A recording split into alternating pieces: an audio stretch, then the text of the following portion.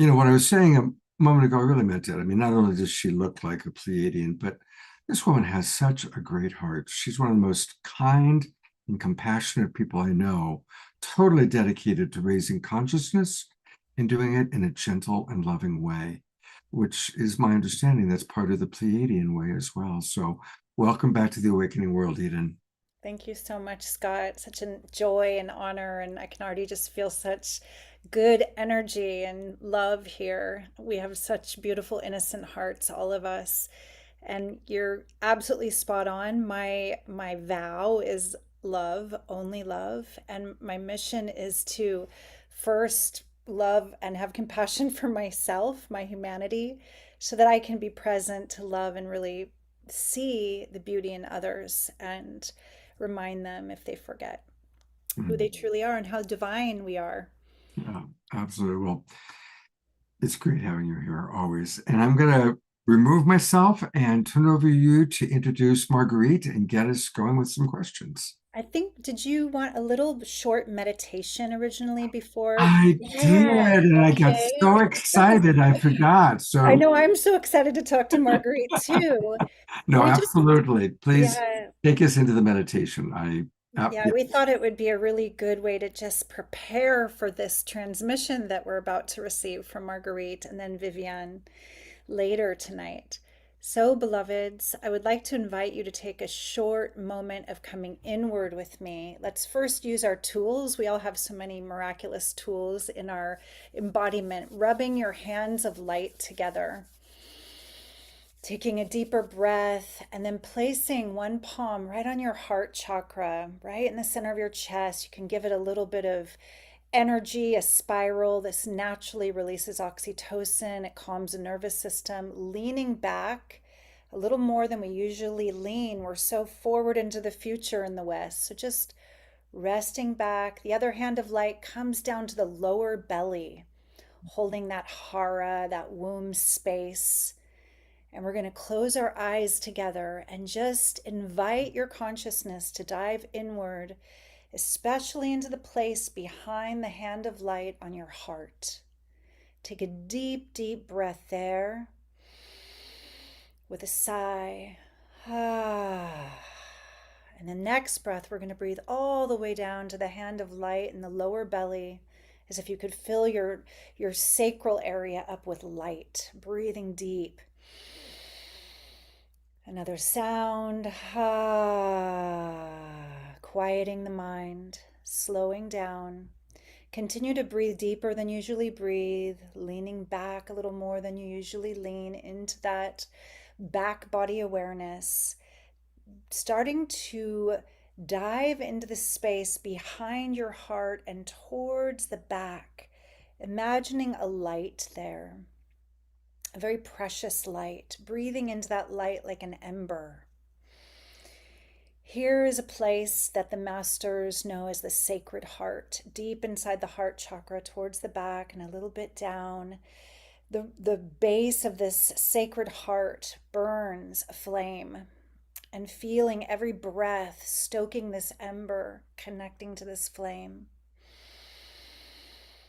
In this place that you are touching into, imagining that this flame is unquenchable. It never goes out. It may feel a little lost sometimes when we're in our busy minds, but tonight and anytime you return to this place, you can anchor your remembrance of your essence light, the light you've always been, the light you come from, that you are connected to, that can never be snuffed out, no matter what has happened to you, no matter what you've seen, no matter the density of this world. This light is eternal. Just breathing into that light. One more deep breath as if you could unfurl the wings of the heart and imagining them right now as I speak that so. The winged heart flame. And as you open those wings, feeling this place where there's no need to protect, no need to defend, that love knows no opposite. And from this space, we open our hearts, we open our minds, And we open ourselves to the part of us that is more than our bodies, more than our thoughts, breathing into this expansive being you are. One more deep breath, feeling a luminous egg of light, an auric field expanding around you.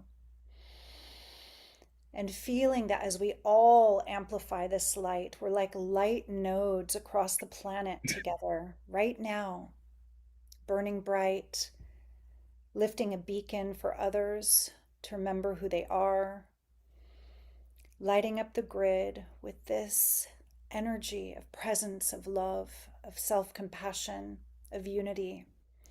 And as we tune into this beacon, we can hold that beacon bright for our benevolent star kindreds from beyond the veil, the multidimensional ones, the interdimensional ones that love us, that are cheering us on, that are witnessing us, and that are here amongst us, perhaps sometimes vibrating too quickly to be seen and sometimes letting themselves be seen. And so, with an inner smile, we say, welcome, welcome. One more deep breath, bringing both hands of light together in front of the heart, bowing towards the heart. In this bow of deep honor, we open our eyes and I bow to you. Welcome. I am so excited to welcome Marguerite Rigoglioso to our show. I'm going to bring you here. Scott did it. So, hello, Marguerite. Great Hello, to hello, Eden. Hello, Scott, Omashar, Desiree, Dayara, and everybody who's here, some of whom I know, some of whom I don't. It's so wonderful to have you back on the show and to get to be the co-host for this very special show tonight. When we were last together, well, we've been together a couple times in amplifying the beauty of the divine feminine. You spoke so beautifully of Mother Mary and the mysteries of Mother Mary, and then we had a show recently about Mary Magdalene.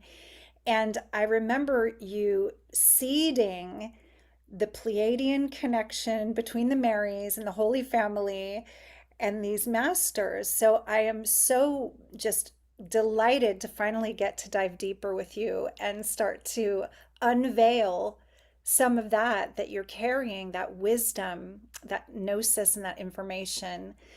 I guess I would start by just asking the top question that I am curious about is what does the Pleiades have to do with the divine feminine energy and the Marys? Yeah, well, the Pleiades, as we know them mostly around the world, are a feminine consciousness. They are the seven sisters who are considered seven mothers of our world, seven star seed mothers who lent us the larger part of our DNA. So, according to Greek tradition, um, more of our DNA is Pleiadian than any other. And many indigenous peoples around the world feel that we are from the Pleiades.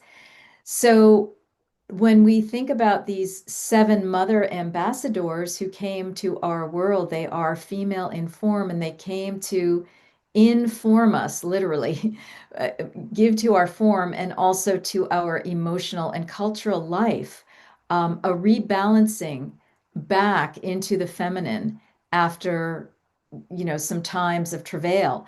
I think the Pleiades have been here numbers of times, but one of the most recent has to do with their advent as the Seven Sisters. And so the Pleiadian mission at heart is really a restoration mission to help humanity know who we are: divine, sovereign, multidimensional beings of love, all of these things that were incorporated into your meditation, and divine feminine consciousness that they are trying to help us stoke up again within ourselves is the key frequency that unlocks that remembering. So, the divine feminine is not just about gender, it's really a universal principle. It's the essence of what receptivity, intuition, sacred embodiment, compassion, deep listening, and that unity consciousness, which we can talk more about. But these are really the qualities that humanity must awaken now in order to realign with our original template and step into a higher evolutionary octave. Mhm. So the Pleiadians are the emissaries of this feminine principle. They are peaceful starkin who seed remembrance through vibration, harmonics, empathy, subtlety, heart-based intelligence. They're here to help us shift from domination to co-creation, and from hierarchy to, cooperation. Yeah, Um, collaboration. Collaboration, okay? And this is ultimately the feminine way and the medicine. And they carry the rose codes, the womb codes, the codes of the dove, the soul, the feminine consciousness, that symbol that travels throughout many goddesses of the ancient and contemporary times, including the Marys. So we can dive more into that, but that's basically just to get us going here. Thank you. I realize that as you spoke, I'm going to start thinking of many more questions, and it's Yeah. just like, and so inspiring as you were speaking about them being our original star seeders and we having their DNA. I was remembering stories of other times on the planet, other root races, and the Lemurian epoch, the root race where we hear it was very harmonious, very feminine, very collaborative. And then there seemed to be some pretty radical shift towards the end of the Atlantean age. I Mm. don't know if you want to speak anything about your own knowledge about this. Yes, yes, yes. We definitely have in the records that the Pleiades were intimately related to Atlantis. Okay. They came in during those epochs, those eras of Atlantis, but they really go back all the way to Lemuria and probably further. And that is translated, that is understood through their connection with the Amazons. That's how the Greeks called them, but this is really related to the Amazur people. Christine Nartumid channels this quite a bit from Toth. The Amazur peoples, who are like the royalty peoples of Lemuria, that is a Pleiadian seeding. So they've been here with us all along through the good, the bad, and the ugly. And now they're trying to nudge us awake again, which has been happening, quite a bit in recent decades with the advent of channelers and oracles, Pleiadian oracles, and so forth, and the information that's starting to stream through now. This might be a little unusual of a question. There's a lot of myths of the ages going from golden ages and descending into more density. And there's stories about how Atlantis used to be a very open star port where there are many beings coming in and out. And my question is, do you know anything about, I guess we are in one of the darker ages starting to ascend now. Is this the reason why we're not having 3D encounters more with star beings? Is it they cannot be in the density that we're currently in with us physically? Yeah, that's my understanding. There, but the thing is, they are with us because they are us, because they are in our DNA. So basically, what they're doing is they're sending the frequency codes to strum the lyre within ourselves. They're considered the seven strings of the lyre. We have that within our DNA. Our DNA are like those harmonic strings. So they're they're just beaming it to us to awaken the Pleiadians that we already are.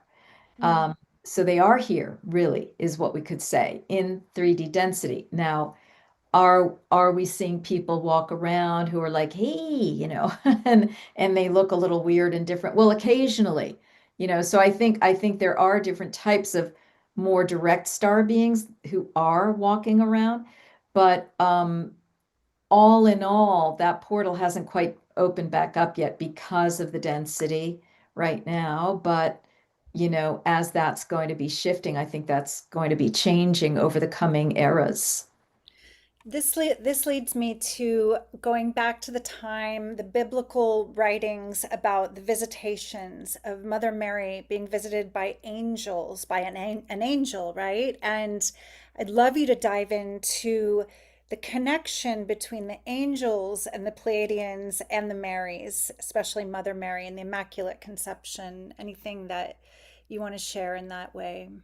Yeah, I think I believe that the Marys and Yeshua are part of the Pleiadian mission, and the Pleiadian mission is part of the Sophia Christos mission. It's kind of like a figure eight, and I'm like, well, who's the umbrella? And they're like, well, we're both the umbrella, because we both answer to the same boss, you know what I mean? So it's like it's a whole different way of conceiving which egg is nested within which egg, they're together, right? So the Marys are part of the advent of and the situation of women or female beings coming to this planet and birthing avatars to help us along. So, we have the seven sisters of the Pleiades who, in the Greek tradition, are said to have given birth to various types of beings. Um, and then we have high level beings. And then we have Mother Mary, who came and gave birth to yet another, we could call him a Pleiadian being, although I think that they all have resonances and residences in all of the star systems because of the holographic nature of reality. But I feel that the closest kin for the Marys and Yeshua are the Pleiades. And that is verified by certain symbolisms that we see. The Pleiades are considered the doves, the dove mothers of the world. And so we have a lot of dove symbolism associated with Mother Mary down to the texts and so forth, that she ate like a dove, and that she worked with the angelic forces. So these angelic forces were working with the Pleiades, who themselves could be considered angelic forces. The Pleiades were also working with the beings or netters that we consider part of the Greek pantheon. Artemis, Athena, Demeter, Persephone. When you start digging into this, you realize, oh my goodness, this is all of a feather. Right. Much, much Um, older stories than even Mother Mary and Yeshua. Yeah, exactly. I mean, they're considered the seven Hathors as well, so that brings them into Egypt. So they're everywhere, really. Um, and again, the advent of the Marys and the Yeshua Christos mission was to continue on with what I was just describing, that feminine reclamation, restoration, healing mission that has always been part of the Pleiades ever since, things started going down on planet Earth.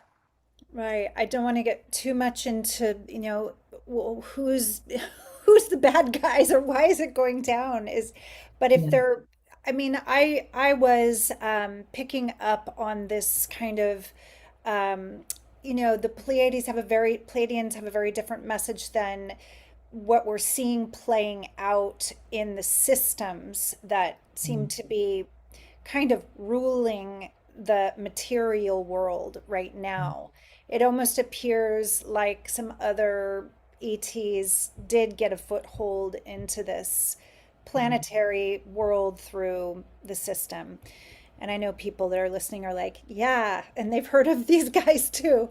Not to go into any like fearful things. Is there anything you know about that, or what to do if we perhaps are a blend of all of this ET DNA? Is this about us choosing our own path of love over material greed? Mhm. Yes, I do believe so. I do believe that it's about transmuting and bringing together our Pleiadian and reptilian DNA. Yeah, It's I'm just, glad you named that because I know that people yeah. sometimes will just say, Pleiadian good, reptilian bad. And I have heard it's not so black and white. There's actually a lot of shades of gray, and that the reptilians were the master geneticists, the Anunnaki, that also work to bring about humanity's evolution. Yeah. Yeah, it's a mixed bag. And I'm going to be talking more about how to deal with this on January 10th, 2026 will be Neil Gar's Portal to Ascension conference on the Pleiades and the Arcturians. Okay. So I will be sharing totally new teachings that was a little bit surprising to me about, because I keep asking, all this stuff about the reptilians and all that. And they're like, come away from that, my dear. They're like, um, that is not really what this is about. Yes, you've done a really nice, like 12, 13, 14 years in exploring the fourth dimension of the certain vibration of these beings. And now we're bringing you up into the fifth dimension so that you can bring others up. And we're going to, the presentation is going to be an experience of how we are raising ourselves up and doing that inner transformation that is uniting the extreme edges of the polarity into an inner integration, because we have to do that. We have to love the all. We have to love the all that is. And the Pleiadian um, concept of unity consciousness, which is what they specialize in, is not just about unity for the nice people. You know, it's about unity for everything. Right. So how do we deal with the dark and the light in, these various realms of reality that we have starkly on our planet right now? So they're really coming forth, certainly within my experience, my bodily and oracle and research experience, to help us get to a new level.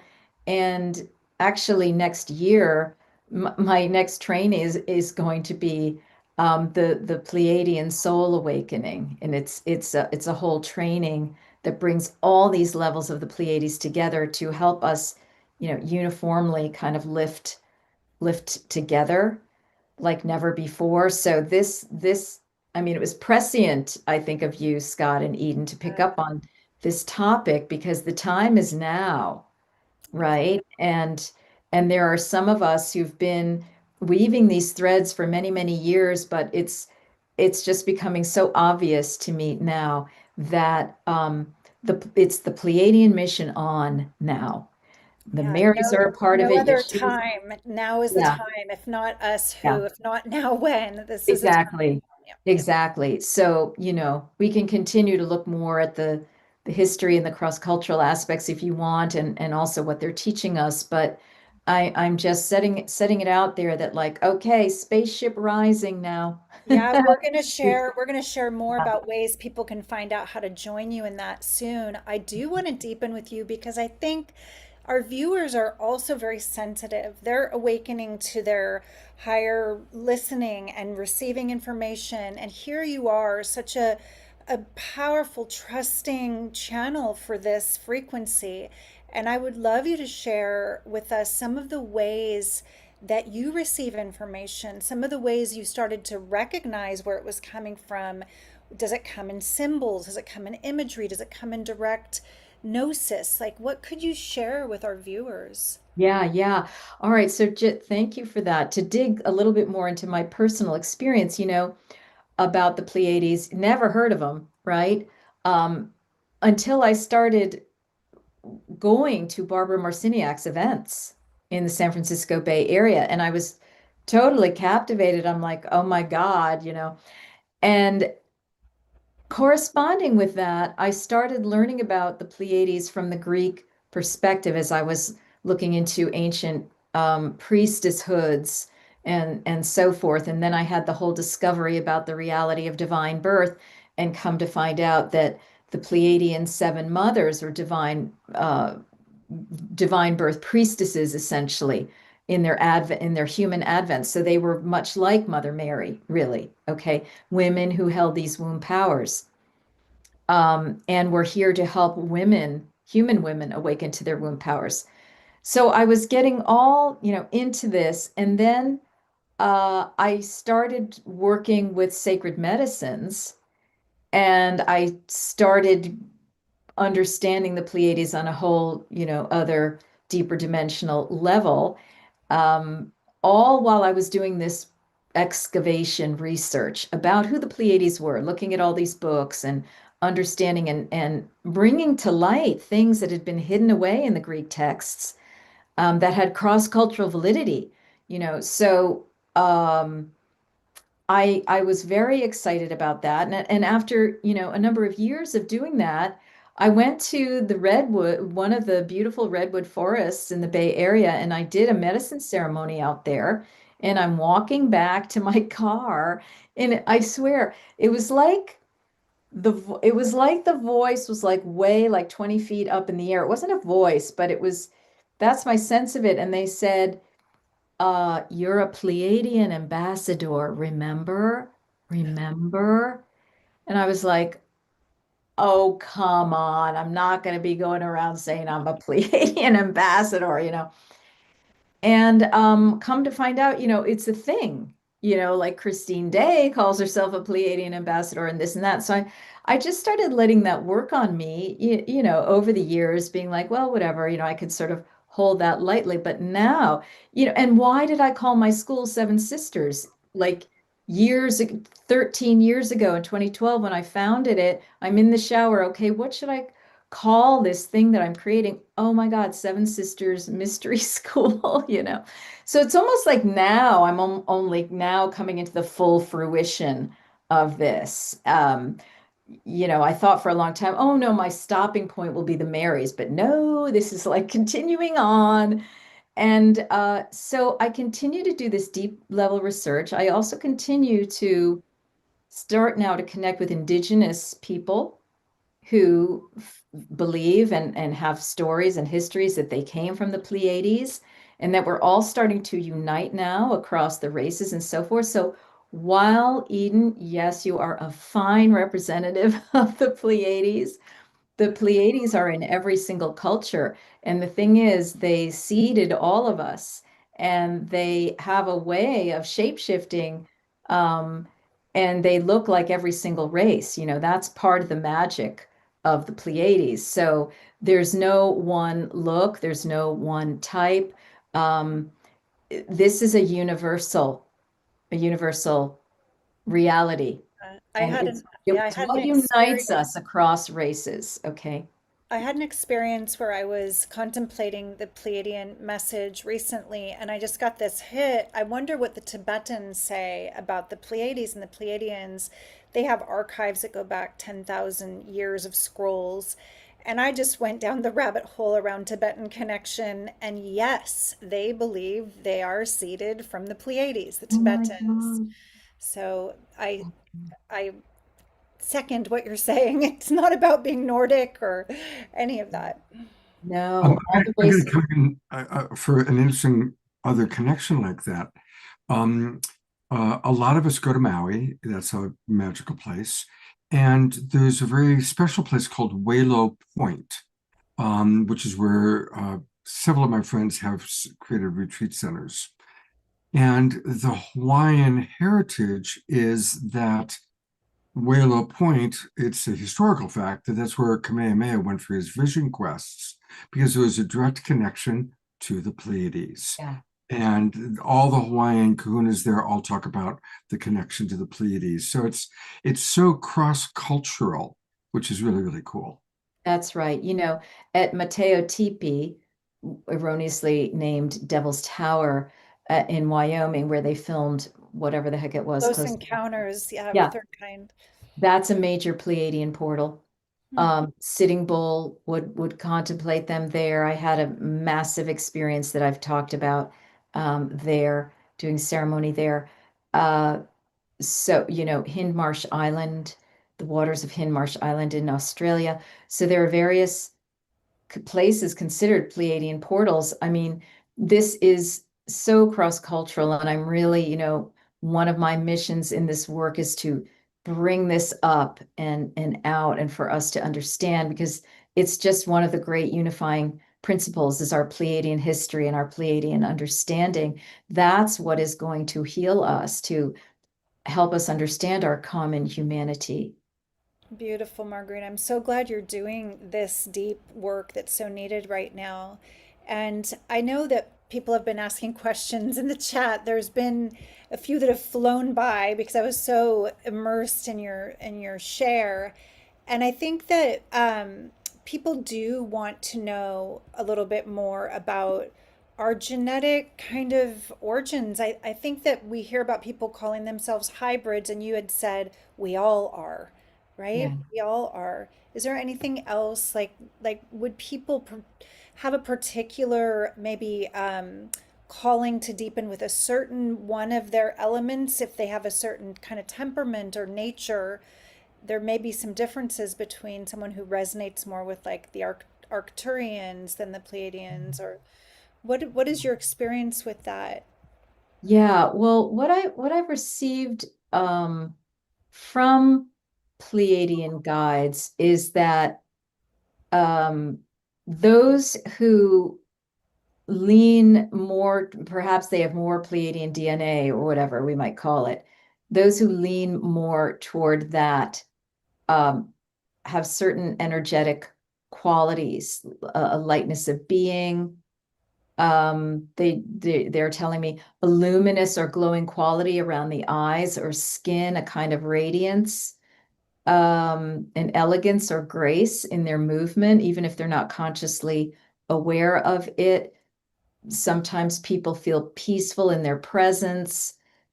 So it's a frequency that is broadcast through their presence, heart warmth, empathetic radiance, serenity, benevolence, the capacity to hold others in unconditional understanding.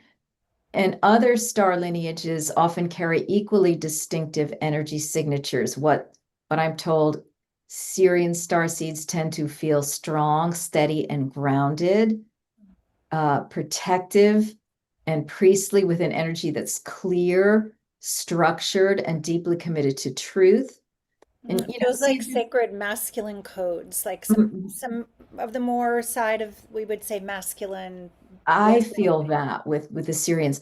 Arcturian lineages often radiate refinement and precision and almost geometric presence, highly perceptive, mentally sharp, spiritually scientific. Mm. Lyran, which are the almost the progenitors even of the Pleiades, um, those who have more Lyran leanings may embody regalness, warmth, leadership, rooted in feline or leonine strength, with a natural dignity and a sense of ancient wisdom in their bearing. Andromedan beings tend to feel ethereal, artistic, sensitive, and emotionally wise, carrying an emotional depth, a longing for beauty, harmony, and cosmic home. And so, these are just some of the key signatures of some of these races. And then, of course, there are others. There are considered at least 13 star systems that have been in close communication with Earth. And I'm sure there are many more beyond that. But the point is that it's really more about, like, if you heard the name Pleiades, did you feel a curiosity, or when you started learning about them, did you feel really drawn like me? Or does that happen for you with Syrian? Yeah. Or Arcturian or Andromedan is another one for me as well. Yeah, that was really fun to have you give us the transmission for Yeah. those that you did name. I know that our listeners are going, "Oh, that's me," or people are Yeah. starting to get a ping about that. Um, we have a couple great comments, so I'm going to read them and see if you want to respond to anything. George is talking about the Pleiadians and the Syrians who mentored in his understanding the Mayan culture and all their wisdom, their knowledge of the cycles, the calendars, our unique soul purpose characteristics. So he's bringing in the Mayan culture. Yeah, absolutely. There is a really strong connection with the Mayans and the Pleiades, even in their calendar. Where the Pleiades had like a central role in their calendar or their star system. Um, so yeah, and because of course, the Mayans are said to be related refugees of Atlantis, just like the Egyptians were, you know. So um, they would have that very deep ancient connectivity and information about the Pleiades, our original, you know, our progenitors, if you will. And I don't know as much about this Sirius, but you know, I leave that to other researchers and so forth. Just get busy and have fun with it. Have your own communication. See what's already in the historical record or the cultural stories, and then go into your own meditations, your own medicine ceremonies, your own dream time, your synchronicities. You know, everybody can connect with with our star allies. Yeah, I had a very magical experience when I was 17 on the island of Martinique. I don't know if this is a good time to share about my Yeah. personal Please do. Please contact. do. I had been with a group that didn't speak English very well. I had been living in Paris and was there with all French speaking people on a fashion shoot a long, long time ago. And I remember going into states of meditation because I was tuning out the French that I didn't understand, and all day kind of in my own deeper brainwave state, looking at dappled sunlight, very quiet on the inside, kind of meditating without realizing I'd been meditating. And one of the last nights, after about a week of this, I felt really drowsy earlier than usual. So I decided to lay down, but thought, oh, it's only like 9. I'm not usually going to sleep this early. I looked to the digital clock. It was like 9:02. I still had my hair and makeup done. I needed to take a shower. I had a full dress on. I just relaxed, very drowsy feeling. And then I opened my eyes, and there was a being standing at the end of my bed. And we had head to head nonverbal telepathic communication because I was startled to see her, obviously feminine, very human looking, but very radiant, kind of a little bit more almond eyes, long, straight hair. And I said, "How did you get in my room?" And she said, don't be afraid. I'm often with you. You don't usually perceive me." And then she said, "I'm going to take you somewhere. I'm going to show you some things." And I thought very quickly, what about my life? What about my family? And she said, "Time is not what you think it is. Time is not linear. You will not be missed and you will be safe." And she was very reassuring. And then she says, "But you will not remember everything for quite a while." And then I just remember opening my eyes and looking at the digital alarm clock, and it was 9:06. It was like 4 minutes. So I hadn't slept deep enough to go into REM state. And I remembered this vividly for years. I was in Cape Town having a healing with a kind of a psychic channel who did Reiki years later. And he said, "Well, hello, one of your guides is here." And I was like, "Is it female?" And he's like, "Yes. Do you want to tell me if you've seen them or you know anything?" And I described it. And he said, "Do you know where she's from?" And I said, "No." And he said, "Pleiades." So it was just such a confirmation for me in that those younger years before I had read anything about them or Hmm. So they're coming, they're here, you know. People are having their experiences. It's wonderful. That's a powerful medicine story to share. yeah, it was so dreamlike, but Mhm. then reading about the nature of dreams, you need to be in a deeper sleep state. So it was a Yeah, in-between space, like a liminal space. yeah, for sure. And you were open enough to be able to see the being that's always there. I feel like she's been with me and guiding me. And one person had said to me, "What if it's another you, like ancient future self? We're Mm, so multidimensional." that's And right. there's so many possibilities. There are, and you know, it doesn't matter because it's really all the same. Like the Pleiades are just a mirror for our higher selves, and our higher selves are a mirror for the Pleiades, you know. So it's just about getting busy now with, well, what are their teachings?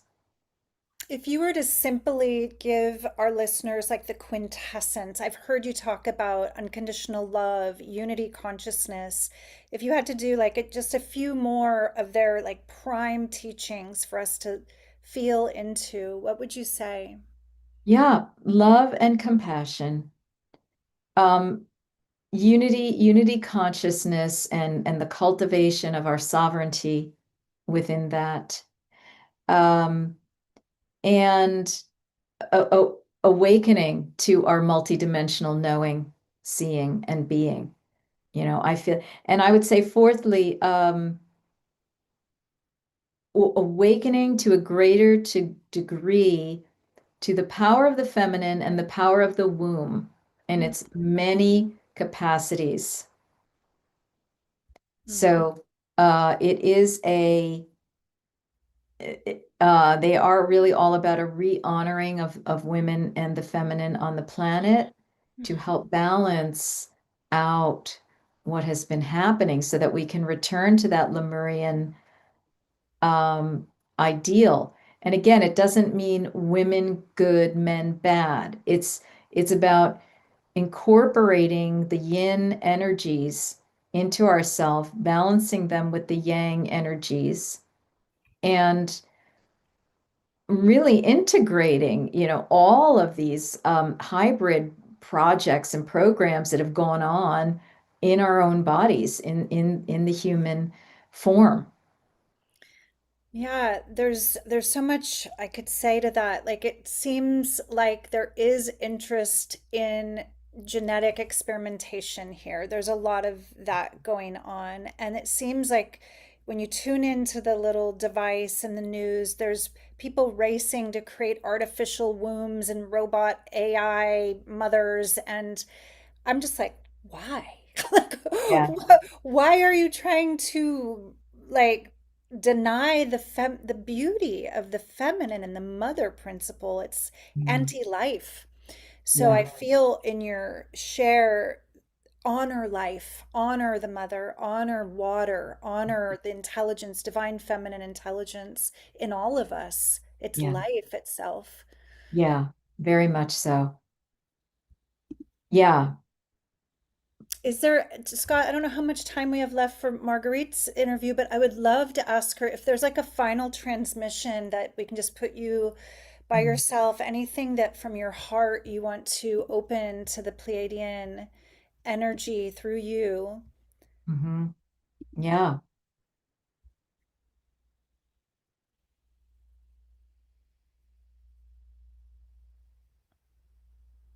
Well, what I'm receiving is hello, friends.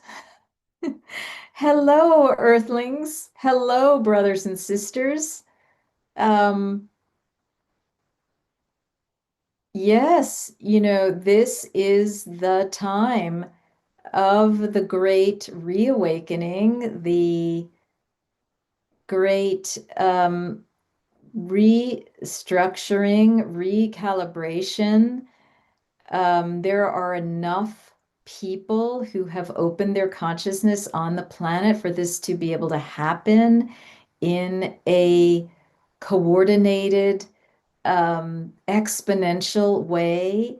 And I just get that they're very happy about that. And they just want more of us to open to that consciousness now, trust it, follow it, gather together around it, like we're doing for this, like Neil is doing with his Pleiadian conferences and so forth. Um, and they're just saying, and call upon our multiplicity of intelligences to support you in the specifics, and the logistics of how you can do this on planet Earth now. There's so much information for you to have, implement, integrate into your lives that will make your life so much better and will help the ship, of your planet turn around now. And it's a very exciting time because we're all awakening to the reality of our star kin. And there's so much support there. There's so much comfort for our human travails, traumas, woundings, and so forth, as well as our cultural evolution, okay? Because the cultural evolution happens from the individual, the collection of the individual healings. And so, like the Marys and the Sophia Christos mission, they are here for both aspects of that. And there is so much ahead of us in terms of creative opportunity, creative potential. Planet Earth, can become an Eden again on a new rung of the spiral. Mm, so beautiful, Marguerite. Thank you. We have a question. Will you share again about a guest is calling it the Portal of Ascension. I think it's what you mentioned you're going to be speaking on. And Scott, do you want to come on too? If there's any links you can share or take us through Marguerite's site and share more. Yeah, absolutely. First of all, what a beautiful discussion. And I could watch the two of you converse forever. Um, and, It's thank a you. great chemistry. I always appreciate being with Eden and you, Scott, too, really. No, it's wonderful. And I love that you called your organization Seven Sisters before becoming conscious of your Yeah. connected I Pleiades. mean, That's like such a it amazing. was it was like the carrot leading me at the edge of a stick. I mean, I knew about the Pleiades. Yes, I'd been following Barbara Marciniak, but to call my school Seven Sisters before I even knew I was a Pleiadian ambassador, or acknowledge that I could even be an oracle for the Pleiades, um, it's just that's called following your instincts. Yeah, And trust, they're just asking intuition. us to follow our instincts. Well, I'm imagining that many of our audience members are going to want to get more Marguerite. So I just put into the chat box for our Zoom roomers some of the links, but we're going to take a look at her website and some of her wonderful offerings. And as we were just describing, her website is Seven Sisters. The seven is spelled out Seven, Seven Sisters Mystery School.com. Seven Sisters mysteryschool.com. I'm going slowly so that all of our Facebook and YouTube friends can track it and write it down. And Marguerite, what are some of the offerings you'd like for our audience to know about? Yeah, so if you just scroll down on that home page, I think the main thing that's applicable for everybody is the Inner Sanctum Temple, which is a monthly experience where we have 3 live events each month. One is a teachings call, an oracle or teachings call. One is a sacred circle with the Marys, and one is a group mentoring experience. And so I have a different theme each month of what we're, studying about and looking at and experiencing together, more important. And also within that is almost the entire repository of my library of teachings. So there are 2 major master classes in there with Pleiadian titles where I talk about in depth much of my vintage research and then my newer research about the Pleiades. And then there's a course called Reclaiming Our Starry Origins. You get all of that as a part of this membership. Okay. So that is where a lot of my material is residing right now. And the Pleiades, the Pleiadian Councils of Light, and my guide Electra, along with the Marys, are really governing and underpinning and informing all of the teachings and the experiences that we go through in a live way in this experience, this membership experience together. So that's how I'm delivering most of my teachings these days, is through the Inner Sanctum Temple. And then if you want to just get a little taste, if you scroll further down on the home page, you can opt in for some guided meditations from some of my circles with the Marys, where you can experience some healings and empowerments from Mother Mary, especially, and also Mary Magdalene. Yeah. the soothing and healing guided meditations right there. Okay. And then, as I said, I'm right in the midst of the Mary and Magdalene priestess training, but for 2026, I will be doing the Pleiadian soul activation training. And I'm so excited about that. We're putting that together right now.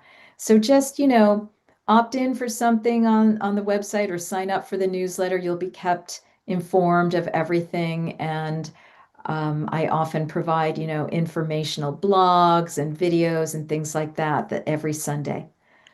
You mentioned something fun that you're going to be a part of. Will that come out on your newsletter soon Oh, so people can find out about it later? Or do you yes, want to say yes, it again for them, the name of it? yes.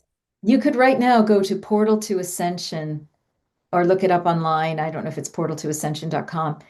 And Neil Gaur, Gaur, has many of these kinds of conferences. He's doing a Pleiadian and Arcturian conference online on January 10th, 2026. So you can So go there, you can see the lineup. I'm going to actually take people there and then have a special announcement. So, Portal to Ascension is actually one of our beloved colleagues. Blessed be. So that we're now doing once a month, starting December 6th. Once a month, we're going to do a program with Neil. Uh, Oh, I love Neil. He's and just so here are the upcoming online events. Um, and I'm imagining that if we browse pretty quickly, we will see the one that you're talking about. Here it is, the Pleiadians and Arcturians. And guess what? There's Vivian Marguerite. and Marguerite are both a part of this. So, yeah. but this is a full 3 hours, 6 hours. Do you know how long this one's going to be? I think it's anywhere from 3 to 6. Yeah. So I'm not exactly sure, but yes, it should be very rich. And Neil, like you, like you both, is really very much into the research, but also the mystical aspects of it, and he weaves it all together. So he's just one of our bright lights on the planet. Yeah, I'm really excited about. So just like we do a Soul Search show once a month, we're going to be doing a Portal to Ascension show So once. great.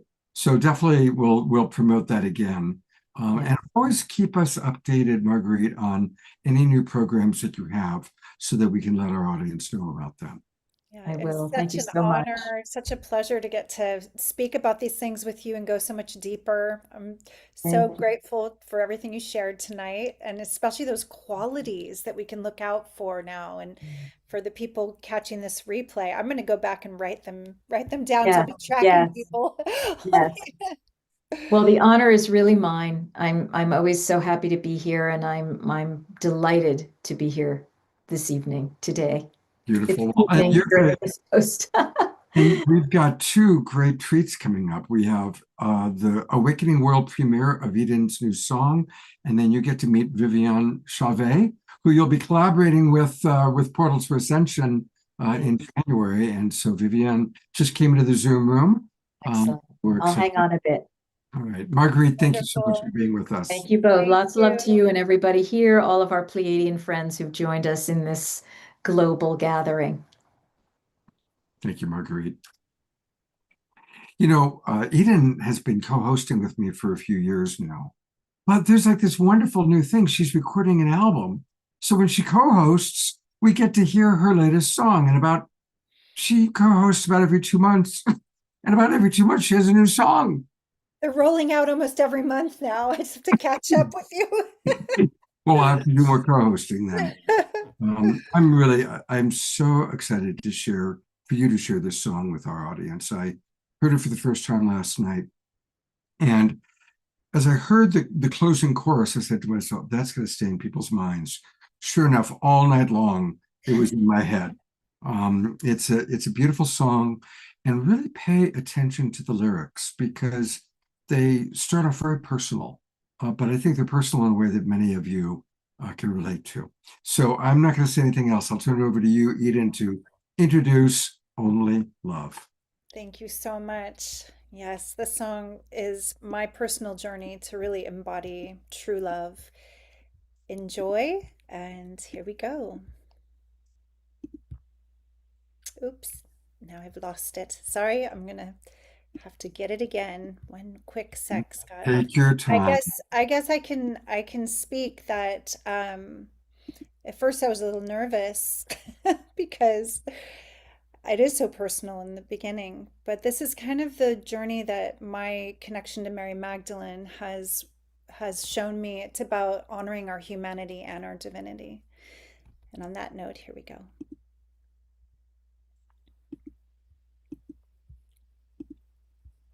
I thought I lived and I would die for love, but not the kind that's true.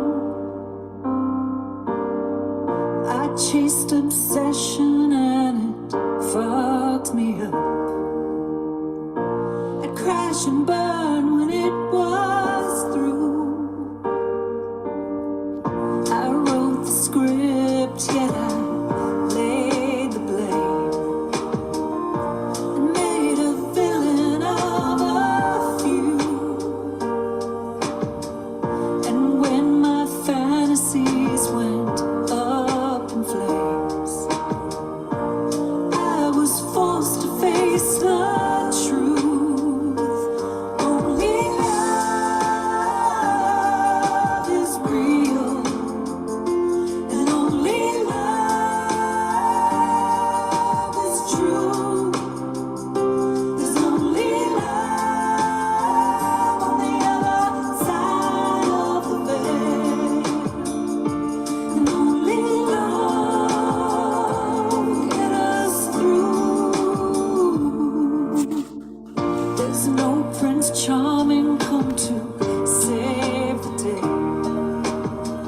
no Son of God to pull me through. I'll face the darkness till compassion reigns, or till I'm born again anew. Only love is real, and only love is true.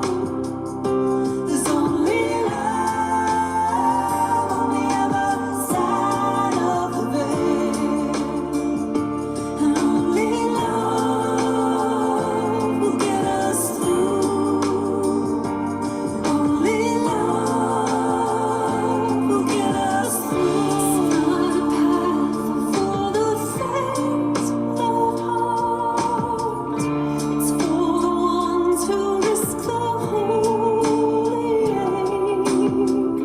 It's for the ones who walk the way of love, the flame-hearted ones who burn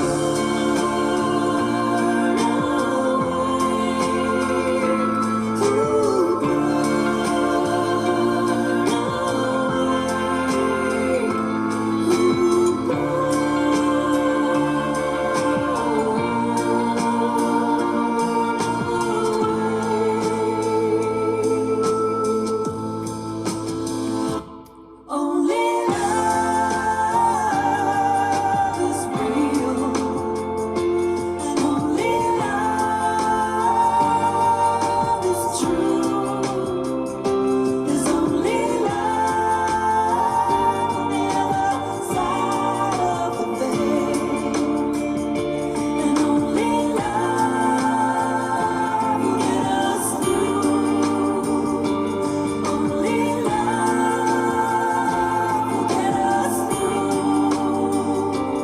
Only love will get us through.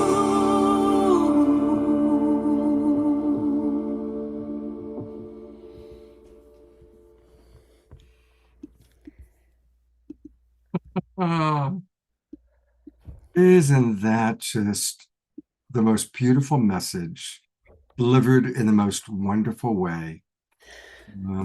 And watching your enthusiasm, Eden, as you sing, or as you lip sync your song is also just beautiful. It's beautiful.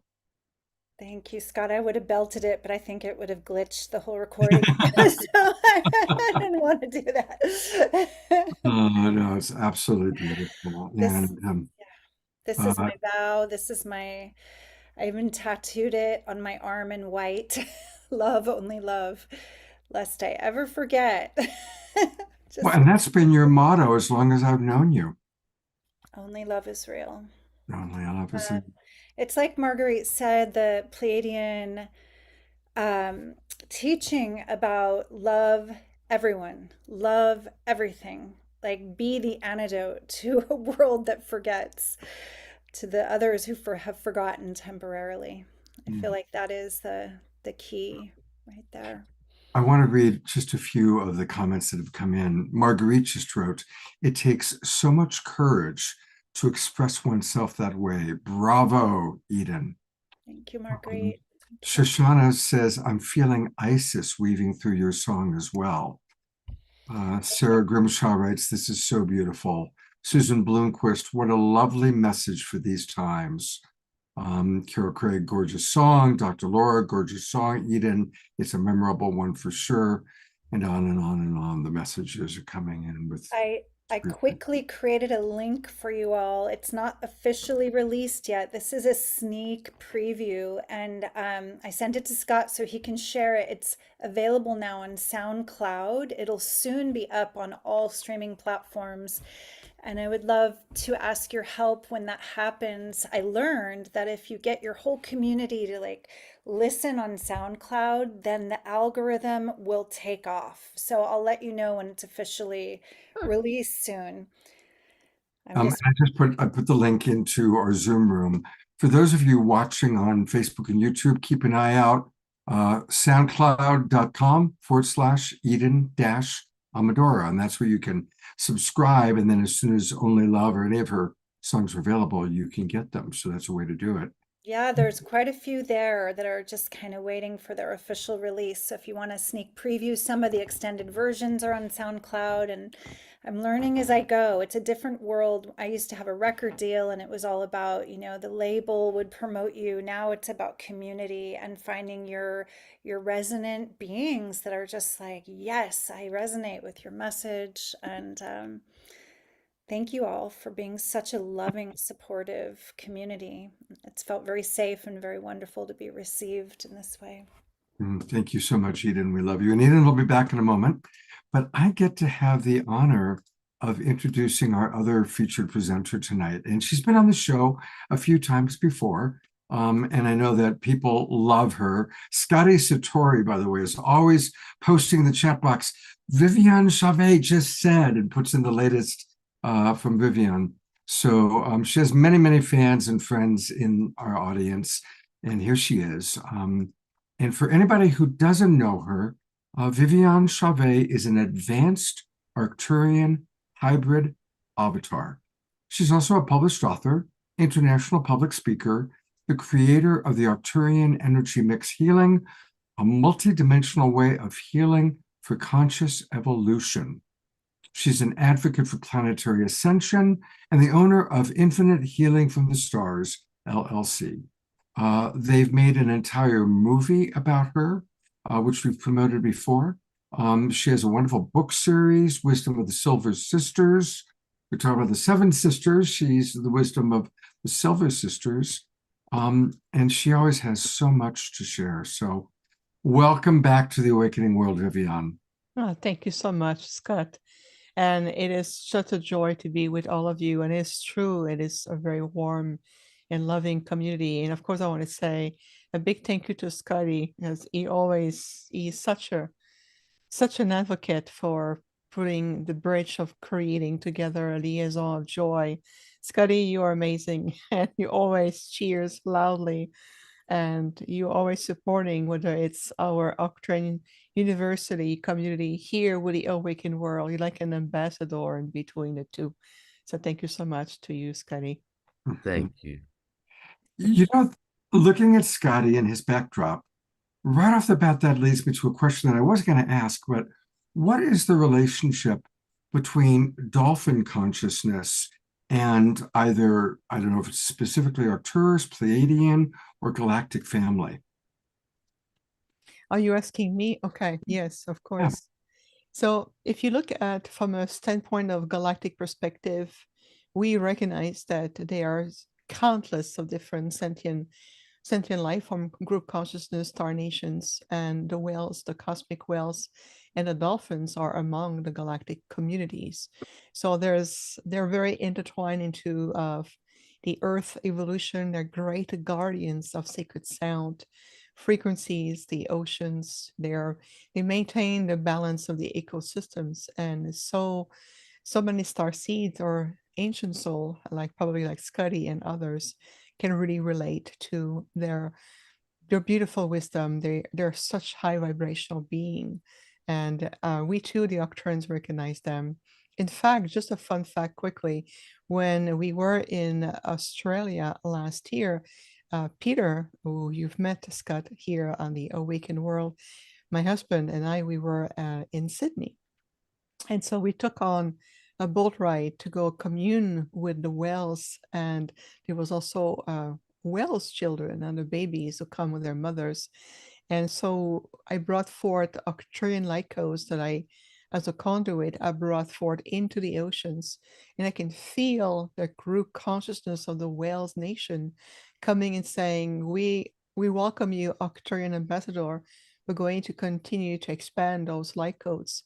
And it was just, I witnessed those light codes being expanded, carried through, even through sonar frequencies and movement and relationship and alchemy with the sacred waters, and how it really connect all the water sources of the world. So it really unified the planets and unified the ecosystem and unify all of us. So I honor the dolphins and the whales. I hope that Yeah, that's fascinating. So a lot of what we've been talking about that we'd like to get your feedback on is how can people know about their star lineage? And perhaps you may want to describe what makes you kind of unique, your unique hybridization, and how many hybrids are there? On one hand, I guess we all are hybrids to some degree because there is ET, genes somewhere within all of us. What's your take on it? What can you share about that part of the story? It's a wonderful, multifaceted question. So let's explore from a more obvious global consciousness first. So the human species is, of course, recognized as galactic royalties because within your gene code and even the design of the architecture of your DNA, there are so many markers that comes from countless species, whether it's the Pleiadian, whether it's multitude of Syrians, whether it's Lyrans, whether it's Venusian, whether it's many others known and unknown by names even. So within the architecture, the natural organic architecture of your DNA, there are many, many encoding that comes from other species, from even different stages of evolution in the multiverses, different interstellar groups, star systems, galaxies, and so forth. So, in that sense, we can say that as a species, the Earth human can be considered to a certain degree a certain form of hybrids only because through the DNA architecture, the design, you carry so many genetic right there and encoded. And in time, as you're continuing to be willing to expand in consciousness and awareness and the heart's intelligence, you're going to learn to tune in to those genetic markers in very specific genes or even memo groups within your DNA that will allow you to really understand the history of each of the species that has been contributed to the making of your DNA template for the human race, while also understanding, what aspect of their karmic lessons would you be simply turning off. Same thing with your Earth human genetic lineages on mother and father, or even ancestral obligations, unfinished, resolve unfinished business, unresolved wounds, everything is encoded, and you can learn to recognize it with universal understanding, with compassion, and also a sense of completion. This is part of where things are really heading naturally, and into what we call the organic higher timeline for the reascension process. So I want to bring that first so you can feel very much included.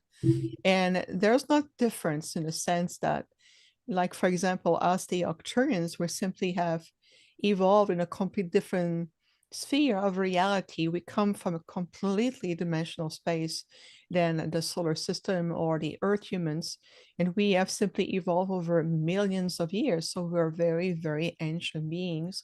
We have learned from our lessons, we have learned from growth, we have learned from thousands of years of cycle of evolution to get to where we are today. And so it is the same principle with any species you can encounter. And you might be surprised to see that the diversity in the multiverses is just as predominant as it is here on the planet. Because if you look here just on one planet that you know as the Earth, Mother Gaia, or Terra, as she is known in the galactic ways, is that she is the home, the embodiment of so many species, countless species of insect, diversity of human beings, tree nations, aquatic beings, and so forth and so forth. That includes the elementals of this planet. So imagine the reflection in the multiverses. Some species are at very similar state of conscious evolution as the Earth humans are. Others are a little bit behind you. Others are super advanced compared to your current state of evolution, and others are very neutral. You can see this very, very diversified. So the word hybrid, as you mentioned, Scott, is really much, we have to look in terms of how it applies, what the circumstances is, what is the soul contract, what is the higher purpose and the history behind it. So this is why when I say I am a Nocturian being, I'm an ET consciousness in a very specialized, engineered hybrid human form. So the hybrid word apply only to my body. Hi, I'm the Arcturian ET being. So this is the way I have chosen to be on the planet, to be able to walk in your shoes. So if you want to understand somebody, you know the expression walk in their shoes, embody who they are. Like Eden, when she sings, I want to walk her shoes. I want to know where she's coming from. I can feel a Pleiadian influence. I can feel different aspect. This is how we do it. This is how we understand. We walk with you in your shoes, so to speak. So I chose to send forth my Arcturian holographic consciousness into an hologram that was designed by the Arcturian and the Andromedan, by the way. We utilize, we're expert on holographic technology, and that technology doesn't exist on your planet just yet. That's further down the road, so to speak. And we utilize a very, very specialized way of constructing a vessel, a body, into the form of hologram. And then in time, when it's ready, then my Arcturian consciousness, or an aspect of me, has entered that template. And then, long story short, I came about and I was returned to the planet. That's a very rare way of approaching the word hybrid. So again, it's my body, not me. I'm a Arcturian being. Now, we talk about the human species. That makes sense in that sense. We can talk about also some of soul fractal of being who represent different star nations. And when they come and they return in incarnation to the planet, their original soul family or their soul star group may say, once the embryo is in the body and the woman is pregnant naturally, and the soul agreement has been made, and you will return in that body as a human being, we may introduce some additional DNA, genetic material, or some addition that will help that soul to fulfill their purpose. So by definition, they could be considered as a form of hybrid, but they still was born from the union of two humans, and they were, born and then grew up in the field as Earth humans, even though their consciousness at the soul level, they represent that star nations, whether they're Syrians, whether they're Antares, whether they're, a multitude of group of Andromedans who return that way. So this is why the word hybrid, it has to have a very loving, compassionate, and detached approach to this. And we understand that within your conscious human field, lots of concepts you've been bombarded by this, whether it's hybrids, they're going to take over and then they look like human, but and I'm like, all kind of things just to scramble your mind and create fear in your heart. And we go like, there's no need for that. Let's just talk about it. We're here to coexist with you. We're here to help you evolve. We're simply helping you remembering really, really who you are. And once you do, you're going to go, okay, I'm going to sit down with an Arcturian and have a cup of tea because now I can be in the same frequency field. So I'm attempting to demystify, and I like to take little nut of fear and dismantle them and says, let's just reintroduce a concept in a different way, shall we? So I bring a different perspective because of who I am. I hope that makes sense. Oh, it's beautiful. And Thank you. I love bringing people together that I love. And it's my pleasure right now to introduce you to one of my favorite human beings, clearly of Pleiadian heritage. Vivian, this is our co-host for the night, my good friend Eden Amadora. And Nice to meet you, Vivian. Good to see you A and to pleasure hear to you. meet you as well. And thank you for your gifts and your presence. And you are so Pleiadian. It's incredible. I love it.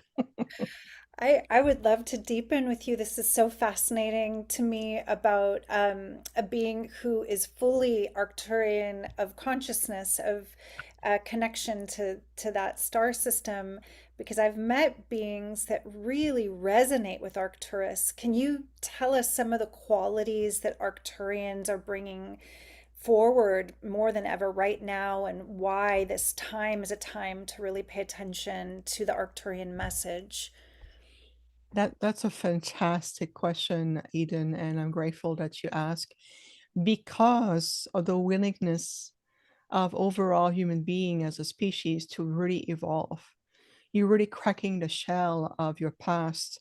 You're really cracking the shell of limitation, of fear, of being, indoctrined and pushed down. And because of this, your frequencies start to rise and stabilize through heart intelligence and higher consciousness. That interface or that bridge allow us ancient enlightened ones like the Arcturians to be able to bring in a more distinct direct frequencies and interaction. We have been very patient to, let's just say, bring just enough and match the pace of evolution over many generations. And ever since I've been on the planet, I can see and feel and witness how much the evolution has, really paced. There's an acceleration taking place. 10 years ago, this kind of conversation would have not been welcomed because the consciousness was in a very different state, different stages of movement and acceptance and all of this. So I really did over time really shift the pace and open the field more and more. This is why right now, so many people who are returning to accept their divinity, their galactic origin, and to know that to identify yourself as a Pleiadian, an Arcturian, a Sirians, a cosmic celestial being, or an angelic being, it's all part of understanding your divine eternal nature. It's pathways. Of course, everything leads to the prime creator. We understand that. We live in harmony and cultivation with the prime creator and the universal laws. But you have to take steps to be able to understand. Now, can you imagine if a being comes to you and says, declare to billions of people, you are divine beings, you are a spark of the entire creation? Well, it will not even sink in as a reality because there's so many steps that need to be taking place.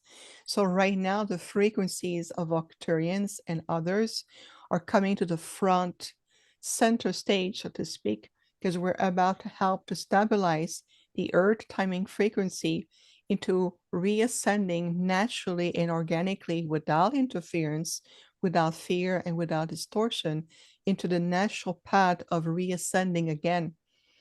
And this is why there's so many people already relating to us, which to my delight.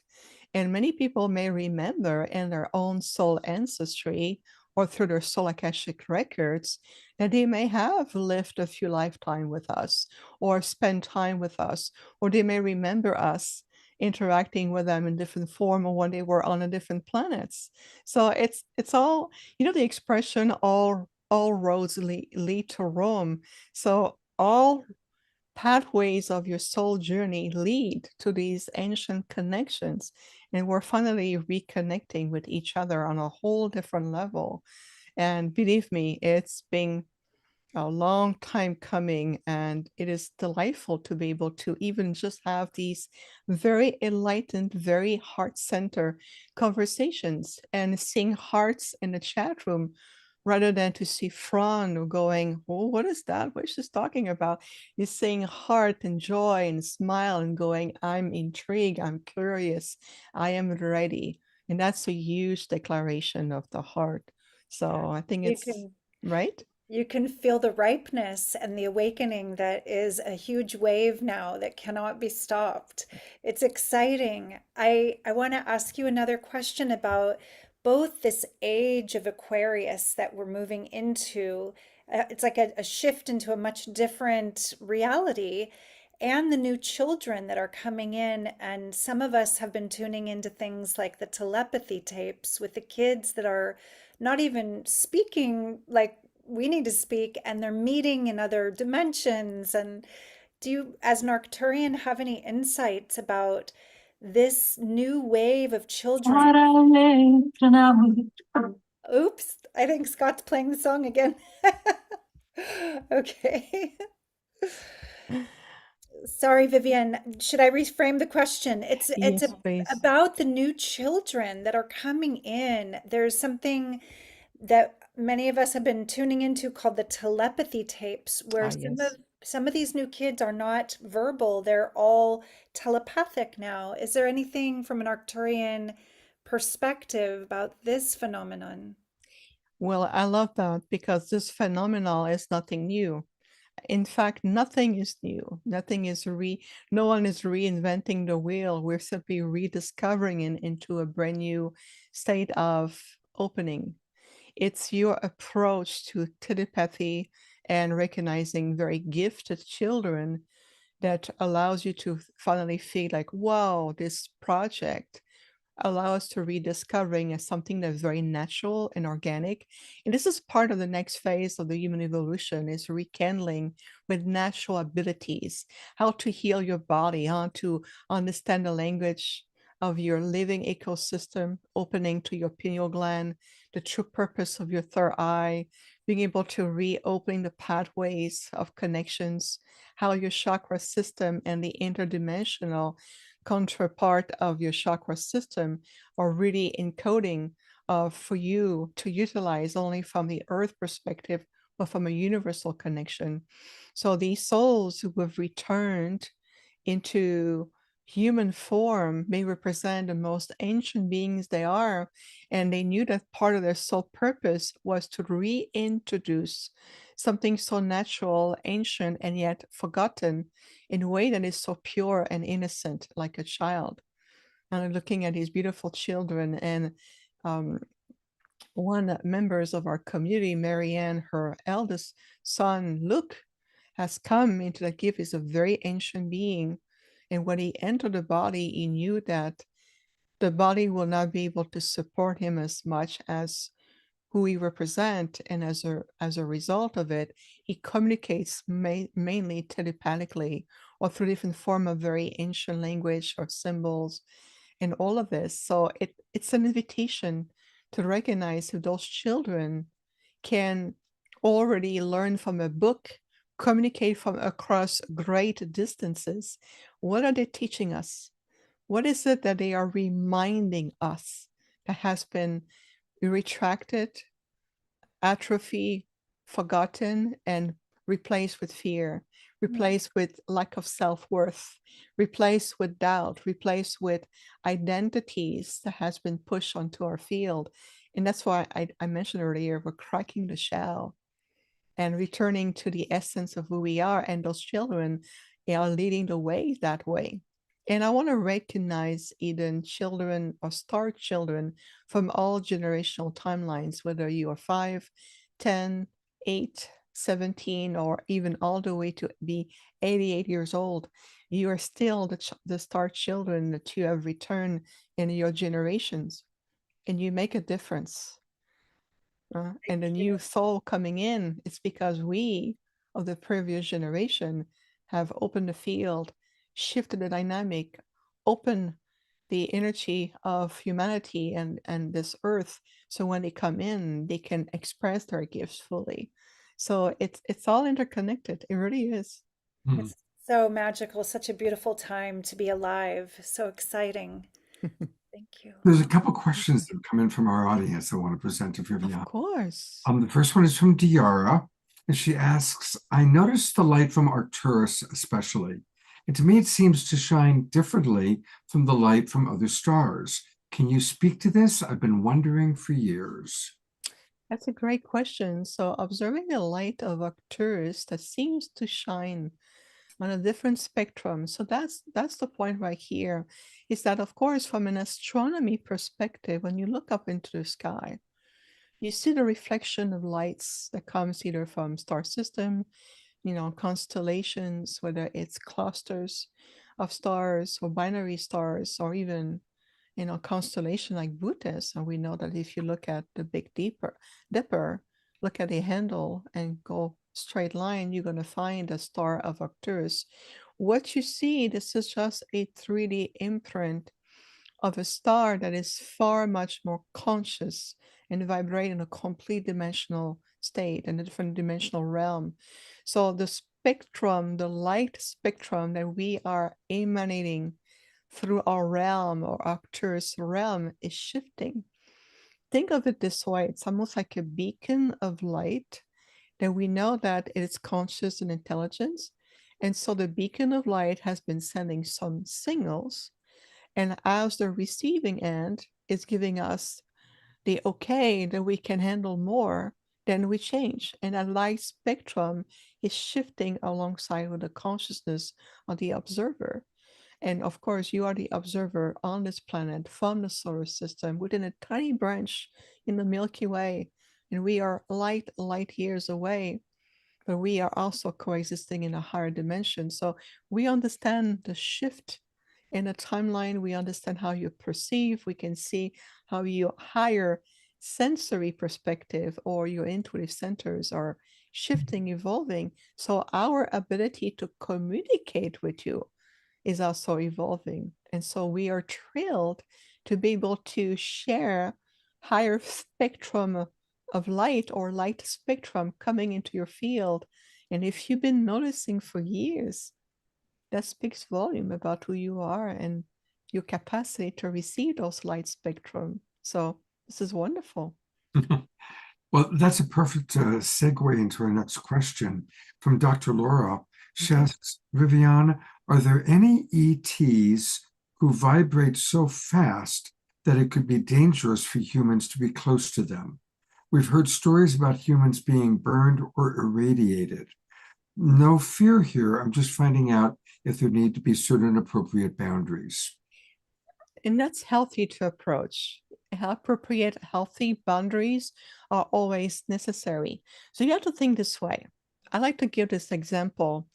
If an aquatic race that coexists in the depth of your oceans on this planet will invite you into the realm, would you just go like, oh, let me go take for a dip swim, and I'll take a deep dive, hands down, and going into the ocean and be crushed as a result because your physical vessel is not adapted to hold such pressure on the water?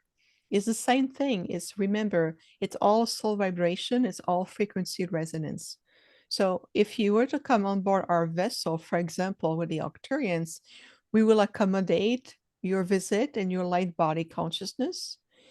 Well, you can only stay with us from a short period of time at a time, a little bit at a time, and you come back, a little bit at a time, you come back, because we understand that the frequency, the elevation, the speed of our frequencies will be very difficult to sustain over a period of time.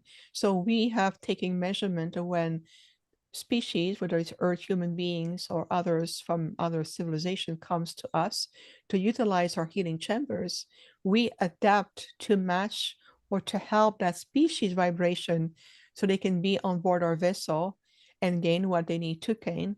And then they're going to be released with ease and grace. So you will not even be able to recognize if there is a very high frequency being next to you, because you're no longer in you're not in the same resonance field. It will be for you out of your perception. So the secret: live to the heart's intelligence, trust who you are.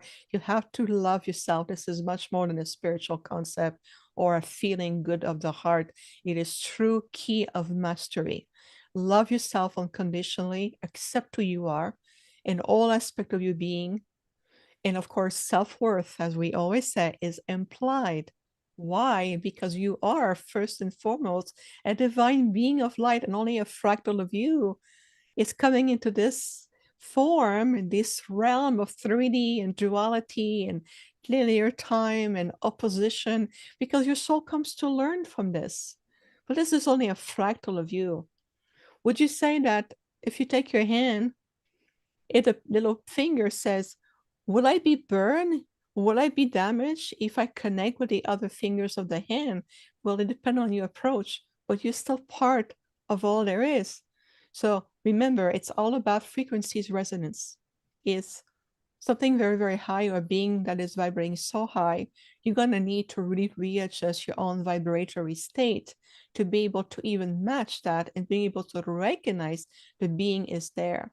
So the story we heard about, bursting combustion, or, being human beings being burned, everything, there's a lot more to the stories that meets the eyes. But the bottom line is it's all about frequency resonance. So it's higher consciousness Right. connecting with another higher consciousness. I hope that makes sense. Yes, I'm so excited to ask you a question. I hit the wrong button. I was really excited. We have a share about the Lord Master Sananda, also referred to as Jesus and Yeshua.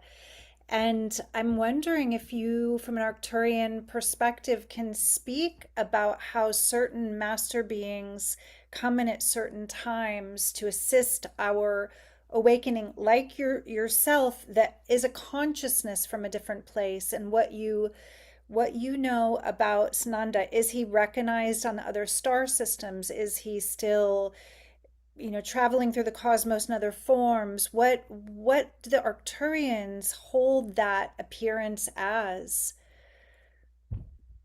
Who Well, is he? in regards to Sananda, we do recognize him as a very high, unified, sacred emanation that has succeeded into returning to perfect divine union. Master Sananda works with many other intergalactic groups and galactic alliances. He's also at the head master of the spiritual hierarchy, overseeing the Earth ascension. And so we have the joy of interacting with Sananda. I personally have met a few times Sananda emanation of light, and by his invitation, and I was taken a few times right in the realm of light. And one thing that Sananda, or the emanation of Sananda, really taught me firsthand is that you want to understand that everything that we're experiencing right now is a construct. Everything is a projection that serves a great purpose. It's a construct put in place to allow soul that may have been living for millions of years and wants to understand what it feels like to be in certain physical form, or feeling time, or feeling the lower self, to return into a more unified way into the complete higher self. So this construct, that's why he was showing me, we were in the realm of light. There was no form, there was no angel, no Arcturian, no galactic being, just light. It's omnipotence, omnipresence. It's everything. And when we were in that state of pure beingness, oneness, all there is, symbolically, I saw like a sliding door opening, and he pointed to me and he showed me the earth. We call her the blue pearl because she shines like a beautiful blue pearl energy. And she is very heart centered. So Gaia heart is very hard to resist. Believe me, this is part of what I'm here. She's so hard to resist. And so I saw her, the earth. I saw the solar system as you know it. I saw the stars. I saw that portion of Milky Way. And Sananda symbolically closed the sliding door and everything disappeared. We were just back in the realm of light. So I asked Sananda, have we traveled there? And his response is, we were never there. You never left the realm of light. There was a projection that you allow yourself to experiment, and then you simply return to the realm of light, and here we are. So from that point on, I can feel that everything that we are doing, everything is important, everything matters, everything is interconnected. Even in your day-to-day life, when you talk and you want to pray or feel to your heart, you're sending your thought forms, your heartfelt prayers to the masters of light or any beings, you are being heard by the entire language of creation. Everything is listening to you. So yes, at the same time, honor your soul ancestry. Like, I know that I am serving the prime creator as a nocturne being, but I know I'm still a divine being of light like you. That part of myself is important to be here, and I'm very dedicated to my mission. So sometimes people said, well, they're just star nations are like species.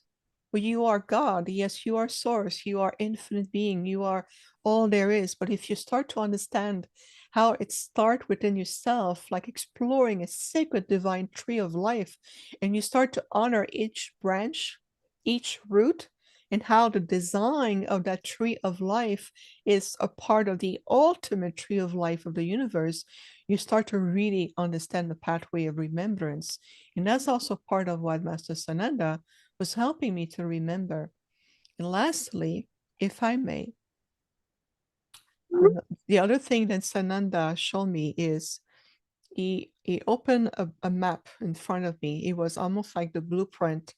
It was a blueprint of the planet Earth that we refer to as the new Earth. And he showed me the blueprint, and he pointed down, and he showed me that everything is unfolding. It's been unfolding for thousands and millions of years, have led to the design to where we are, and how naturally is heading into a brand new restructure, a new design that is forming. And I said, can I remember fully the design? And he said, not from a conscious perspective, because you are the design. You hold the blueprint within you. And so every life form on the planet is an aspect of the map I just showed you. So we are an aspect of that blueprint. This is why that we say, the Arcturians say, remember that you're here by soul design. That soul blueprint that you carry within you, it's part of that grand unfolding divine design that we are witnessing right now. So this is beyond chaos, beyond disorder, beyond despair, beyond uncertainty. This is just movement of rocks on the surface. You are part of that design that is unfolding. And that's an aspect of what Master Sananda showed me. And I just respect that beautiful emanation that he is, that divine union that he represents. There's such a glow of light that just invites you to want to be that way and to know that it's accessible to you right here, right now. This is so much beyond your 3D personality. Nothing to do with that. Mm-mm. So beautiful. Thank you so much for that. Is there time to welcome. ask another question? We have another good one in the chat. I don't know. Yeah, I was going to ask the one from the chat, but if you've got one, go ahead with yours, and then I'll ask the question from Linda. I think that I had another one that was building in my own heart, and that was Vivian from the arc from your Arcturian consciousness. There are many people that resonate with being star seeds, and they feel like it's that is why they're so sensitive. And this sensitivity sometimes feels almost unbearable in the world of late with the political division and wars and the appearance of the polarity game on the planet. It would appear it's at a heightened frenzy, and the star seeds and the people that maybe have more of that, like angelic or Pleiadian or Arcturian connection, they often feel very like, was I born on the right planet? This is so hard. Is there anything you can say to reassure? And I mean, everything you're saying is already such a beautiful reassurance, but is there anything for those star seeds that really wonder? Am I in the right place? Was this the right choice to take form and 3D density? The answer is yes, yes, and yes. That's because at the soul level, you have been chosen, you have accepted, you came through with all the encoding, source encoding, everything, the whole might of your soul Akashic records. So what it means is that you came in with a full library of soul experiences. And the star seeds, we call it star seed, is oftentimes referred to as a soul emanation that represent another civilization outside of the earth plane, whether you are a Sirian star seed, a Pleiadian star seed, Orion star seed, some Arcturian, we are rather rare birds on this planet in that form, Andromedan, Lyrians, so we love the Lyrians and others. So you know that as a soul level, your soul came to represent that soul dynamic, the frequency, the uniqueness of the core frequency of that very ancient group, and there's a purpose for it. Of course, it will feel very foreign here. Believe me, I know that very much so. I have learned to surrender with compassion. I have learned to understand that the earth has become my home away from home, so to speak. And I know that as I am here, I am not here at the same time. And that applies for everyone. Think about it for a moment. The lifetime that is given to you, this time frame, is very short. Even if you live to be 101 years old or 120 years old, or you live 59 years old, or even 25, or some baby come and they hold their needs and they leave the body at birth, whatever time frame it is given to you, feel it in your heart for a moment. This time frame is a unique imprint in time that will never ever repeat itself twice. It is an unique imprint. Now, your soul may have had thousands of soul experiences in many, many lifetimes, but each of these imprints are unique, and that form the absolutely exquisite library of your soul experiences. So you start to tuning to that. You start to understand that you are here and now exactly what you need the most by design with the full might of your soul Akashic record, your library of knowledge, understanding. You are still a divine being representing maybe a star nation, maybe you represent the angelic nation or the angelic realm, maybe you are part of the fairy kingdom or the elemental kingdom. You bring these connections within the uniqueness, the design of your soul ancestry with your branches, your roots, your connection. And if you step out of your life stories from birth, upbringing, father, mother, guardians, grandmothers, and ancestors, and everyone who's played a role to mold your 3D personality. That's difference here. You may have a 3D personality that has been influenced by a great many things, but it's very different from who you really are, your original spark that may carry out a star seed, the full knowledge of the Lyrians, for example, or the positive Orions, or you may have been an elemental from another planet or a fairy. You bring that in your spark and you still have access to the full archives of all the sum of your soul experiences. So remember that it changed the dynamic of how do I identify myself. My 3D identity is what my 3D ego mind is very connected to. And it sounds very convincing because just like a video game or a movie, it's very engaging. There's a lot of emotion. There's a lot of baggage. There's a lot of joy, discovery, curiosity. There's a lot of history. And yes, your soul experienced that, but it's only your 3D personality. That's the one that you shed behind, that you release when you move on into the next stage of your soul journey. So feel that for a moment is who I truly am. I recognize that into my heart and also understand how my 3D personality self has been influencing me. And that's referred to your lower self versus your higher self. So it's really about how we are really watching everybody and be mindful of your words. Be mindful how you projecting your emotion and energy or perspective. Everything is just a perspective. What I bring is an Arcturian perspective within the human field, but it's a perspective. And so just really tune in and to know that you need to trust yourself, be refined, refine your language, refine your linguistic ability to communicate your thoughts, how you feel, what is it you really want to express. Feel that your energy that comes with your words are influencing everything. And all around the planet, even beyond the planet, we can see the thought emanations coming from this world. We can feel and see and perceive so many thought forms coming from the earth, traveling throughout the solar system like radio waves. So let's be more unified. Let's be more focused, dedicated, and cultivate first this inner harmony before you speak, before you write, before you push on a concept or an opinion or a perspective. Ask yourself, am I contributing to uplifting the entire community and the entire global consciousness? Or am I just adding more pebble in the pond? So this is important right now, the distinction here.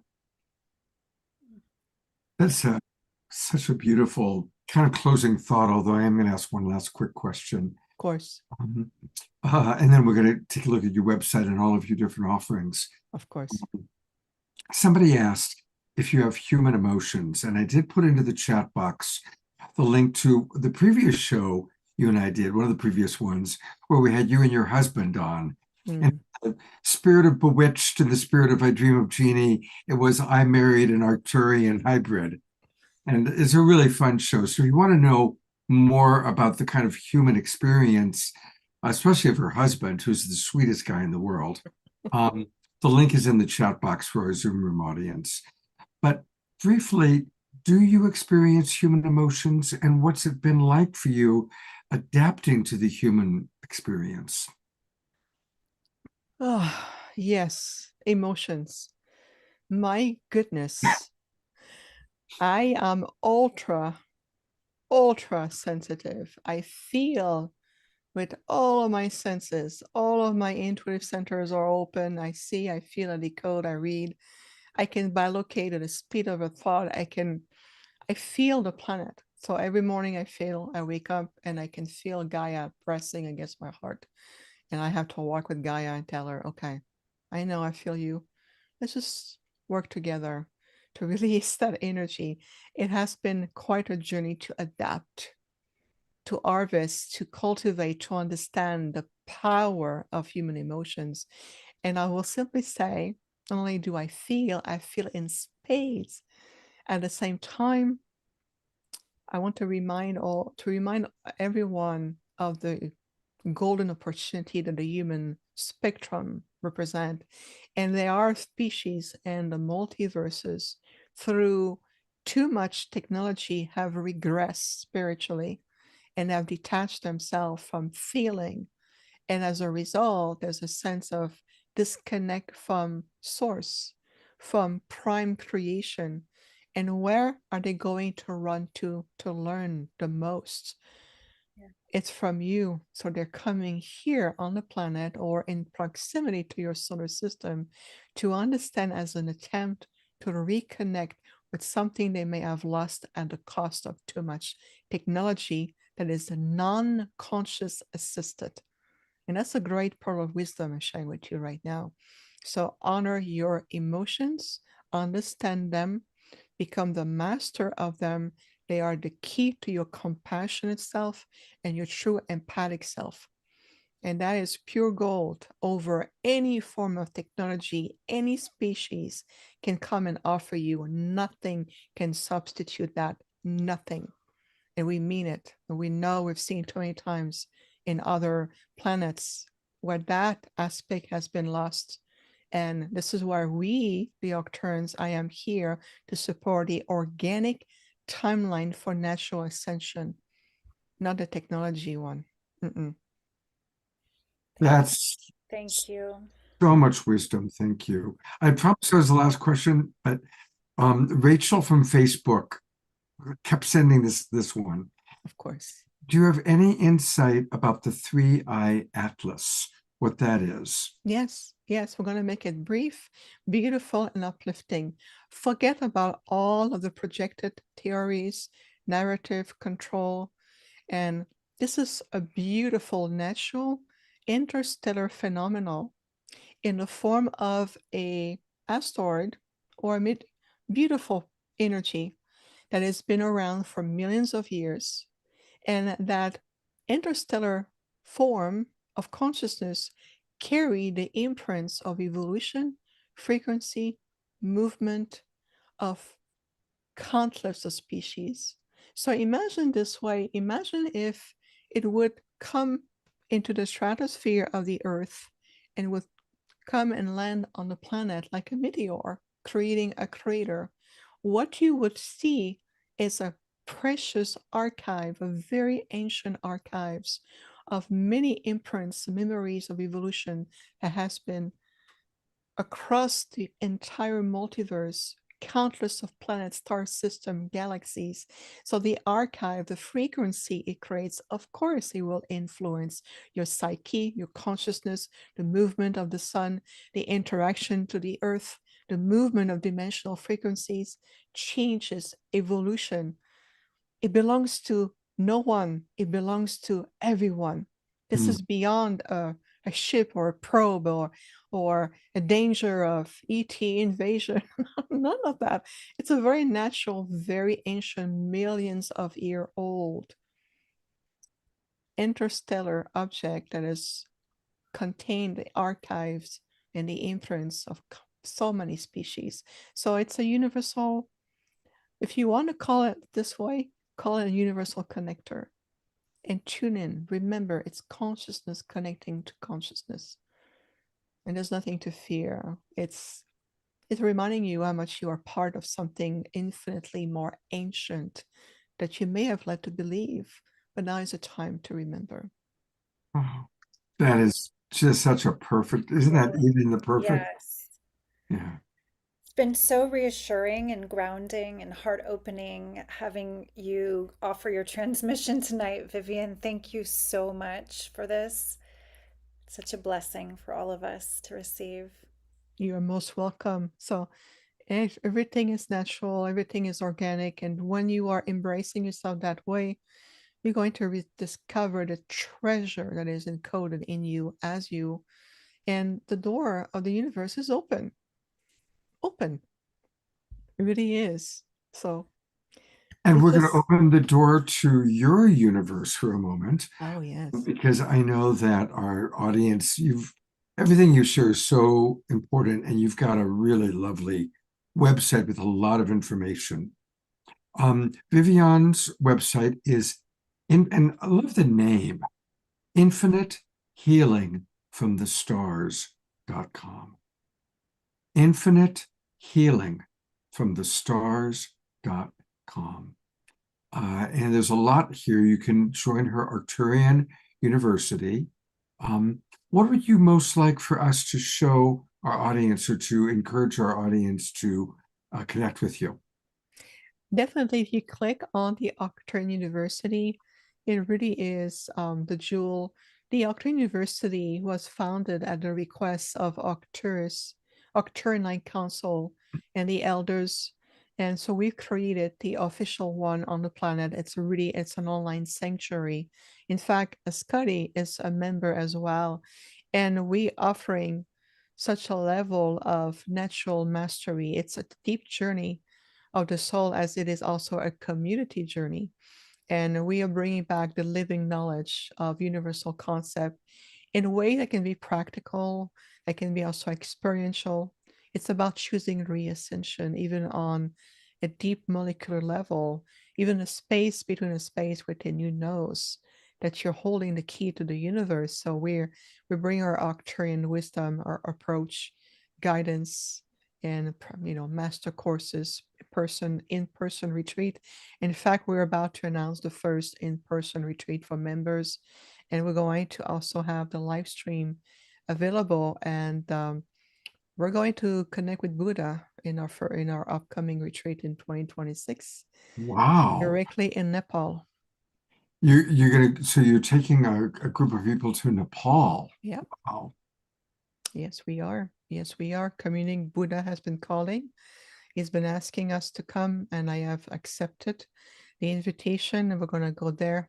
We're going to be working with the morphogenetic grids of Nepal and India. I'm going to bring in the Buddha energy with us. I like to work with the masters as well. And so the live stream will be available publicly. The retreat are for members only, but the live stream will be available for everyone. So stay tuned. We'll post everything. Okay. And for those of you who are interested in the Arcturian University, go straight to the website, which is just that, arcturianuniversity.com. And that's where you can learn more about joining it. And I know that Scotty, one of our regulars, absolutely loves everything that you do. So, thank you so much, Vivian, it's always such a pleasure to have you with us. And I'm glad you got a chance to meet Eden. I'm sure the two of you will have your own collaborations. Eden has her own TV show. She would be a great guest for. Oh, nice.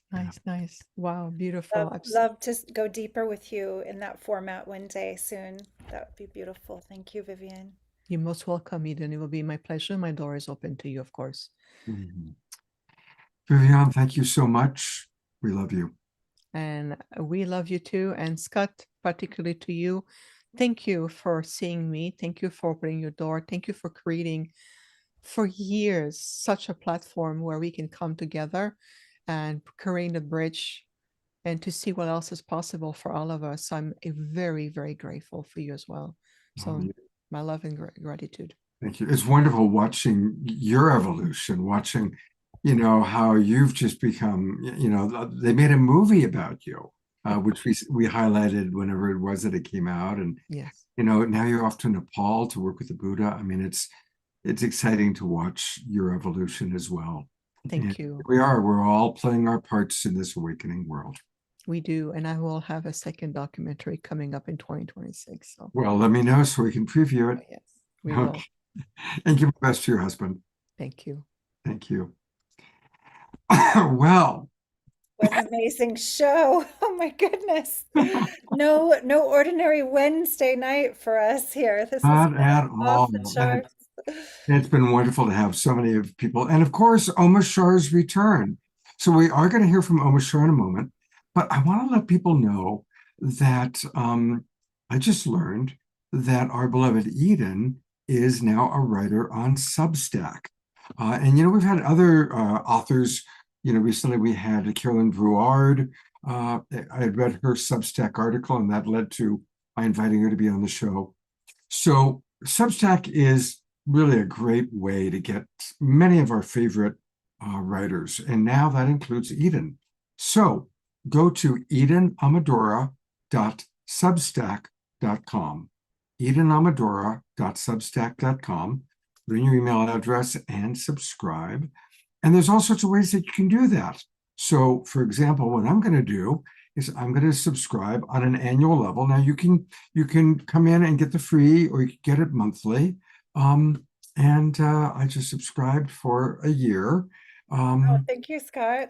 I want to absolutely. say a little bit about what I'm going to be posting there. I'm currently working on my first whole book called She Who Loves. It is the journey of self-realization through the divine feminine mysteries, which you might find very similar to the Pleiadian message, I have a feeling, as people were speaking, as Marguerite was speaking, and even as Vivienne was speaking, I was like, wow, this is very similar to what I'm bringing through oracle, transmission, poetry and personal stories that will take you on the journey of my inner alchemy, which I'm really going for it. I'm sharing some pretty deep stuff in there. So the reason I'm sharing it first on Substack is to build some of the community and the buzz for the real book that will be full color. It will be also an oracle deck, oracle card included. And, this is a way for everyone to feel the frequency, even if that whole book is coming out at the end of 2026. It takes a long time to write a whole book. And I'm just so grateful for authors and friends like Anodea Judith, who's being supportive and kind of helping assist this process, and to have been featured in her book before and her encouraging me to write this book. So yeah, it's a big leap for me, and I'm really grateful for any support from the community. So thank you very much, Scott, for sharing. Absolutely. And I've got a couple of other announcements, and then we have an Omashur song. And then we're going to do another after show, Afterglow, a chance for people to stay and bring their prayers in. And Desiree and DR will be leading that. So we still actually have some wonderful things ahead. But I have a big announcement. We are going to do another season of Awakening World. And I thought tonight's show would be the perfect night to announce that. I knew that something big was going to come into my world. I could feel a big change was coming. And that's why I was not sure maybe I was going to stop doing Awakening World because of the big change. Well, we now know the big change was the death of my land partner and one of my best friends, Lucky. So that big change doesn't impact the Awakening World. Also, when I, wasn't so sure, so many of you wrote to me about how important the show is for you. And that really touched my heart in a big way. So we are going to do another season all the way through March of 2026. And so tonight is the night that I'm announcing. In fact, I just created the registration page for it. So here is the link to the registration page. For any of you that are watching on Facebook or YouTube, just send me a message, a Facebook message, and that you're interested in subscribing, and I'll send you the link. And we will also put it up on the Global Peace Tribe website, but it probably won't be up for a couple more days. So that's an exciting thing. Also, I want to let you know, a reminder that we've got a really fun event coming up. Some of you have already registered for it. We're going to conclude Thanksgiving week on Sunday, November 30th at 4 o'clock with a special program with Swami Beyondananda providing his wit and wisdom, Cornflower playing his amazing music, and I might offer a little something as well.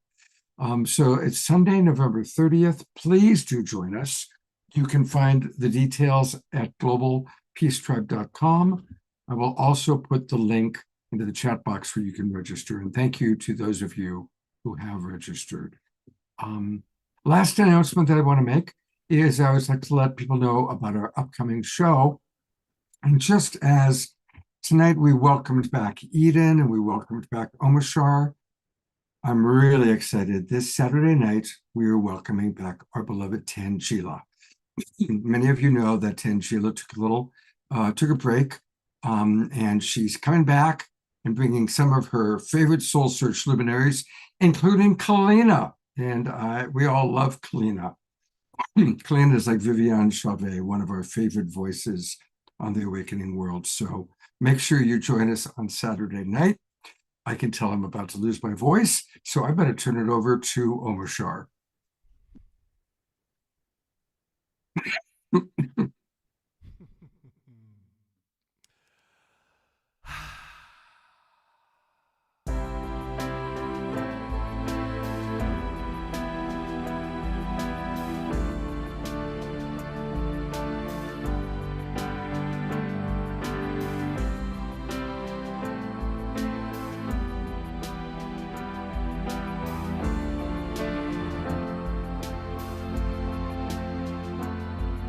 love which shines around me like a million suns. It calls me on and on across the universe.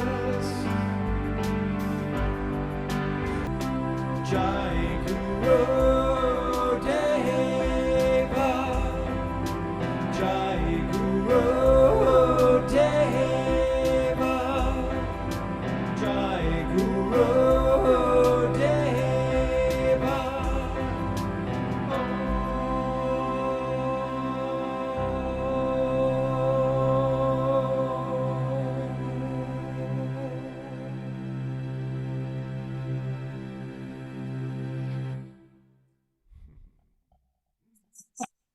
The perfect song for a perfect show.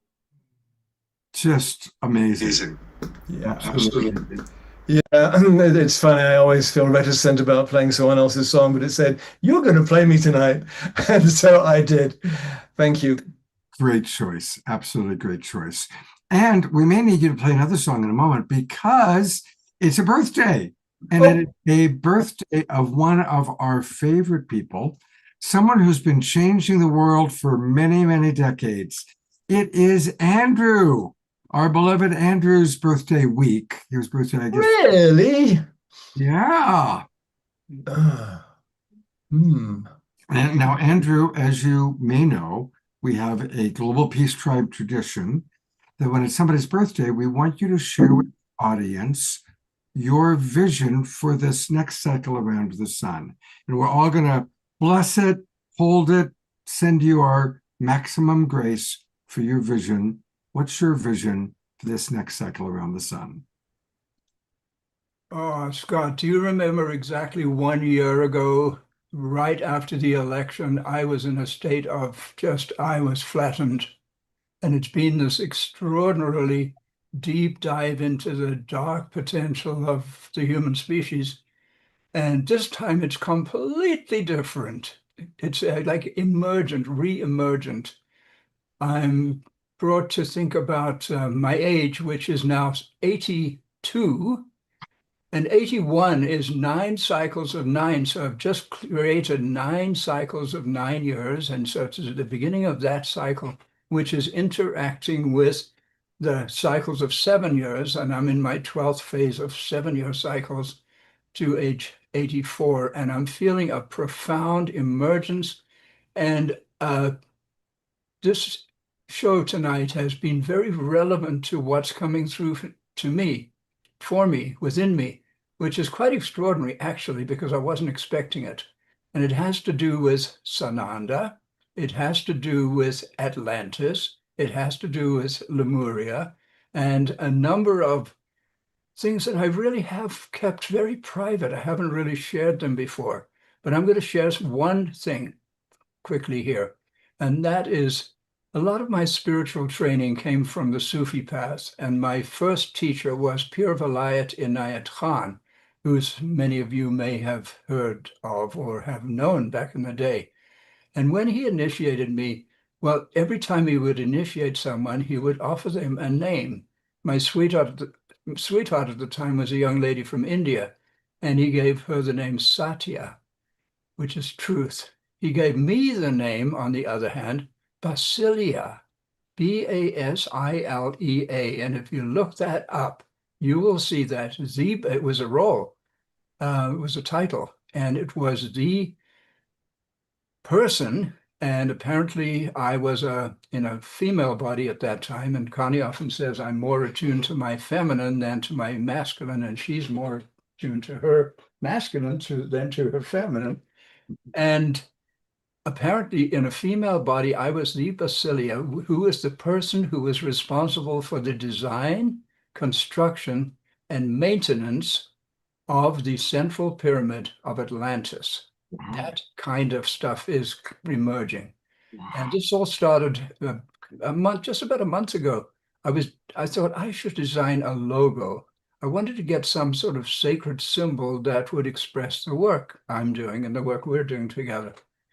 And it turned out to be an emergence from Sananda, which is interesting because when I just came to Santa Cruz, California back in 1970, I formed an organization called the Sananda Foundation. I had no idea what that meant, who Sananda was, any of that I had no idea. But I thought it was a consciousness institute that we tried for several years to establish, related to what became the Omega Institute that I was involved in the early days, and Esalen and this entire consciousness thing we're doing. And so somehow it seemed like Sananda was speaking through me. So what's happening now is an extraordinary emergence. Many of you know that Connie and I have been at Sunrise Ranch in the Rocky Mountains for the last 8 years, and our agreement has terminated. And we're off into the great unknown, and we're just in the midst of preparations for this extraordinary change in our lives. And it's ridiculously exciting. Just tonight, we got confirmation that we are part of the Holo Movement wave in Cascais, Portugal, at the end of May next year. We're going to be media, we're going to be interviewing people and documenting a lot of it. And that I've been very much wanting to attend, but we didn't know how on earth we could do that, how we could afford it. Well, they just got a hold of us and said, you guys are on the list. You're working, you're part of the team. That is absolutely incredible.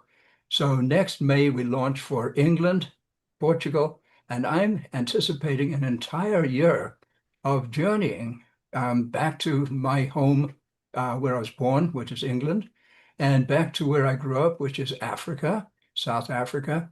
And I'm just anticipating the most extraordinary year of my life and our relationship, darling.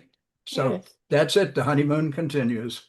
That's fantastic. And in the spirit of your British background, here is your British comrade with a Celtic birthday song for you. Ah, wonderful. My father's Scots. Sorry, carry on. I was just saying my father's Scottish, so this is very appropriate. I'm a Celt deep in there, deep in here. We forgive Thanks, you. Amashar. May the road rise up to meet you. May your troubles melt away like morning dew. For 'tis on this day that we gladly pray that the happiest of birthdays comes to you. May the wind always be at your back. May you fortunes always bring you peace and joy. For 'tis on this day that we gladly pray that the happiest of birthdays comes to you. So to you, dear Andrew, we salute you, and we hold you in our hearts and minds so dear. For 'tis on this day that we gladly pray that the happiest of birthdays comes to you. Happy birthday, dear Andrew. Happy birthday to you. For 'tis on this day that we gladly pray that the happiest of birthdays comes to you. For 'tis on this day that we gladly pray that the happiest of birthdays comes to you. That the happiest of birthdays comes to you.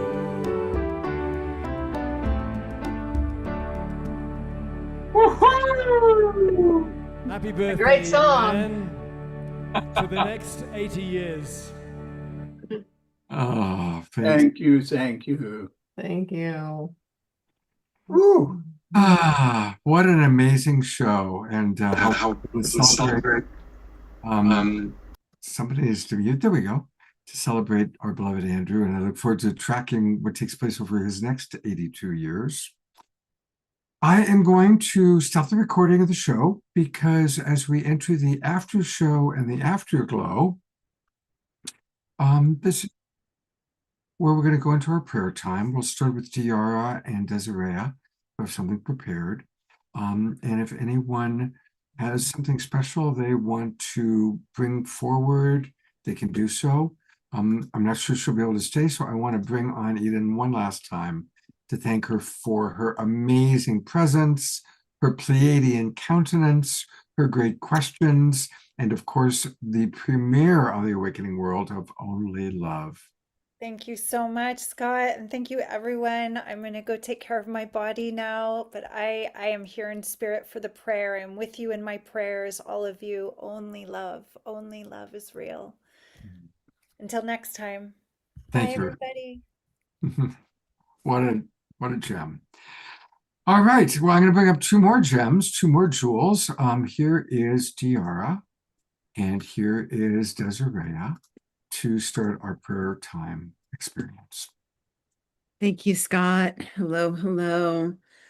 Whew, just embracing everything that we've just experienced. The cellular DNA upgrades from the sharing, from being together, the galactic transmissions. And just opening this prayer space even larger so that we can pour all our desires, all our wants and wishes into this sacred cauldron. So search and see what you want to bring into the manifestation, and we'll all pour our energy in.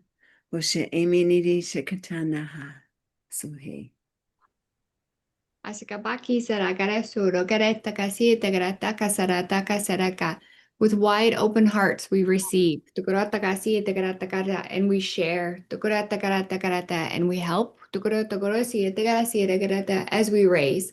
Utagarete si tegarataka surogorata kasaraka and expand. Tukurogota kasarakataka and ground in. Tukurata karataka sirakarataka tietaka siragoraka tasareta sereka. Even that which is galactic, they are coming in for help all among us.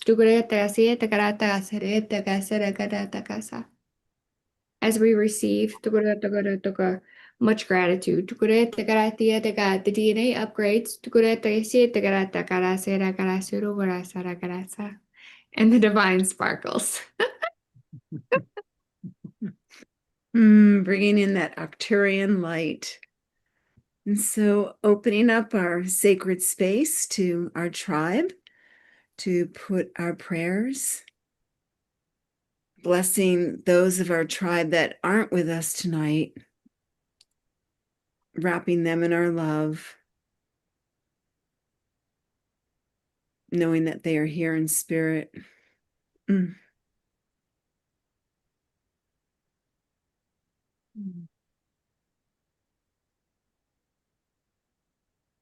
Yeah, very beautiful. So I'm seeing here prayers for the Palestinians. Oh, praying for each other. I love that as well. Praying for the Peace Board, the International Peacekeeping Force, Israel, Trump. Praying for all of that. And feel free to bring your voice into this sacred circle if you want to raise your hand. You can even just turn on your microphone and put forward if there's anything that you want a special prayer for. Shoshana just wrote, great blessings to all the children and those being separated from their parents. The chalice of divine democracy and peace and grace being restored as a living chalice of endowment for all. Absolutely. Maximum grace to that beautiful prayer, Shoshana. Yeah, and that inspires me to pray for our educational system, that it remain intact for those that need that structure while we continue to expand the educational paradigm to encompass all these gifts that our sensitive, sacred children can come into the schools and be themselves and speak their magic and show their magic, and that this be accepted.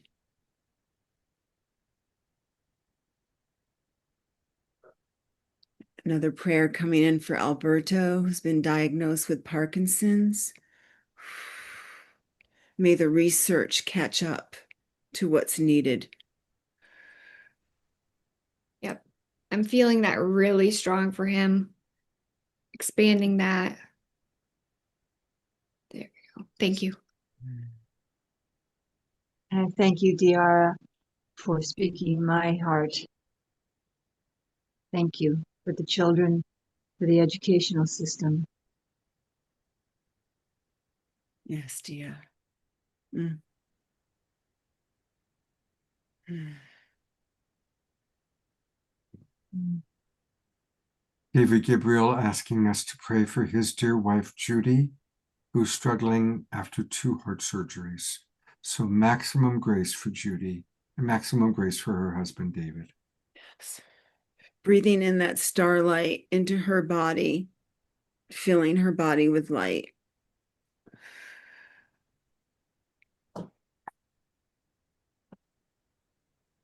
Yeah. Beautiful. That's getting stronger. Expansion. Good. Kathy's dad, strengthening the spine, protecting him from further injury. Piper, our beautiful Piper Dellums. Yes. Thank you, Roger. Sending prayers out to Piper. And always including Sylvia Niter. Yes.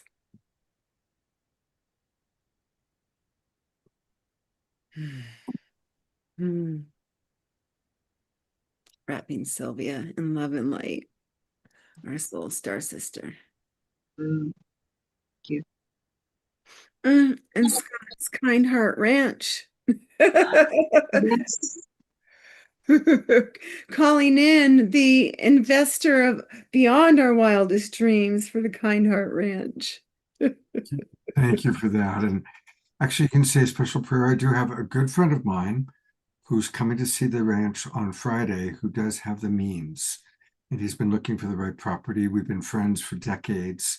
So may that be whatever maximum grace. Maximum grace. Maximum grace. And thank you for bringing that in. I don't think any of us have heard from Sylvia for a while, have we? No. Well, wherever she is.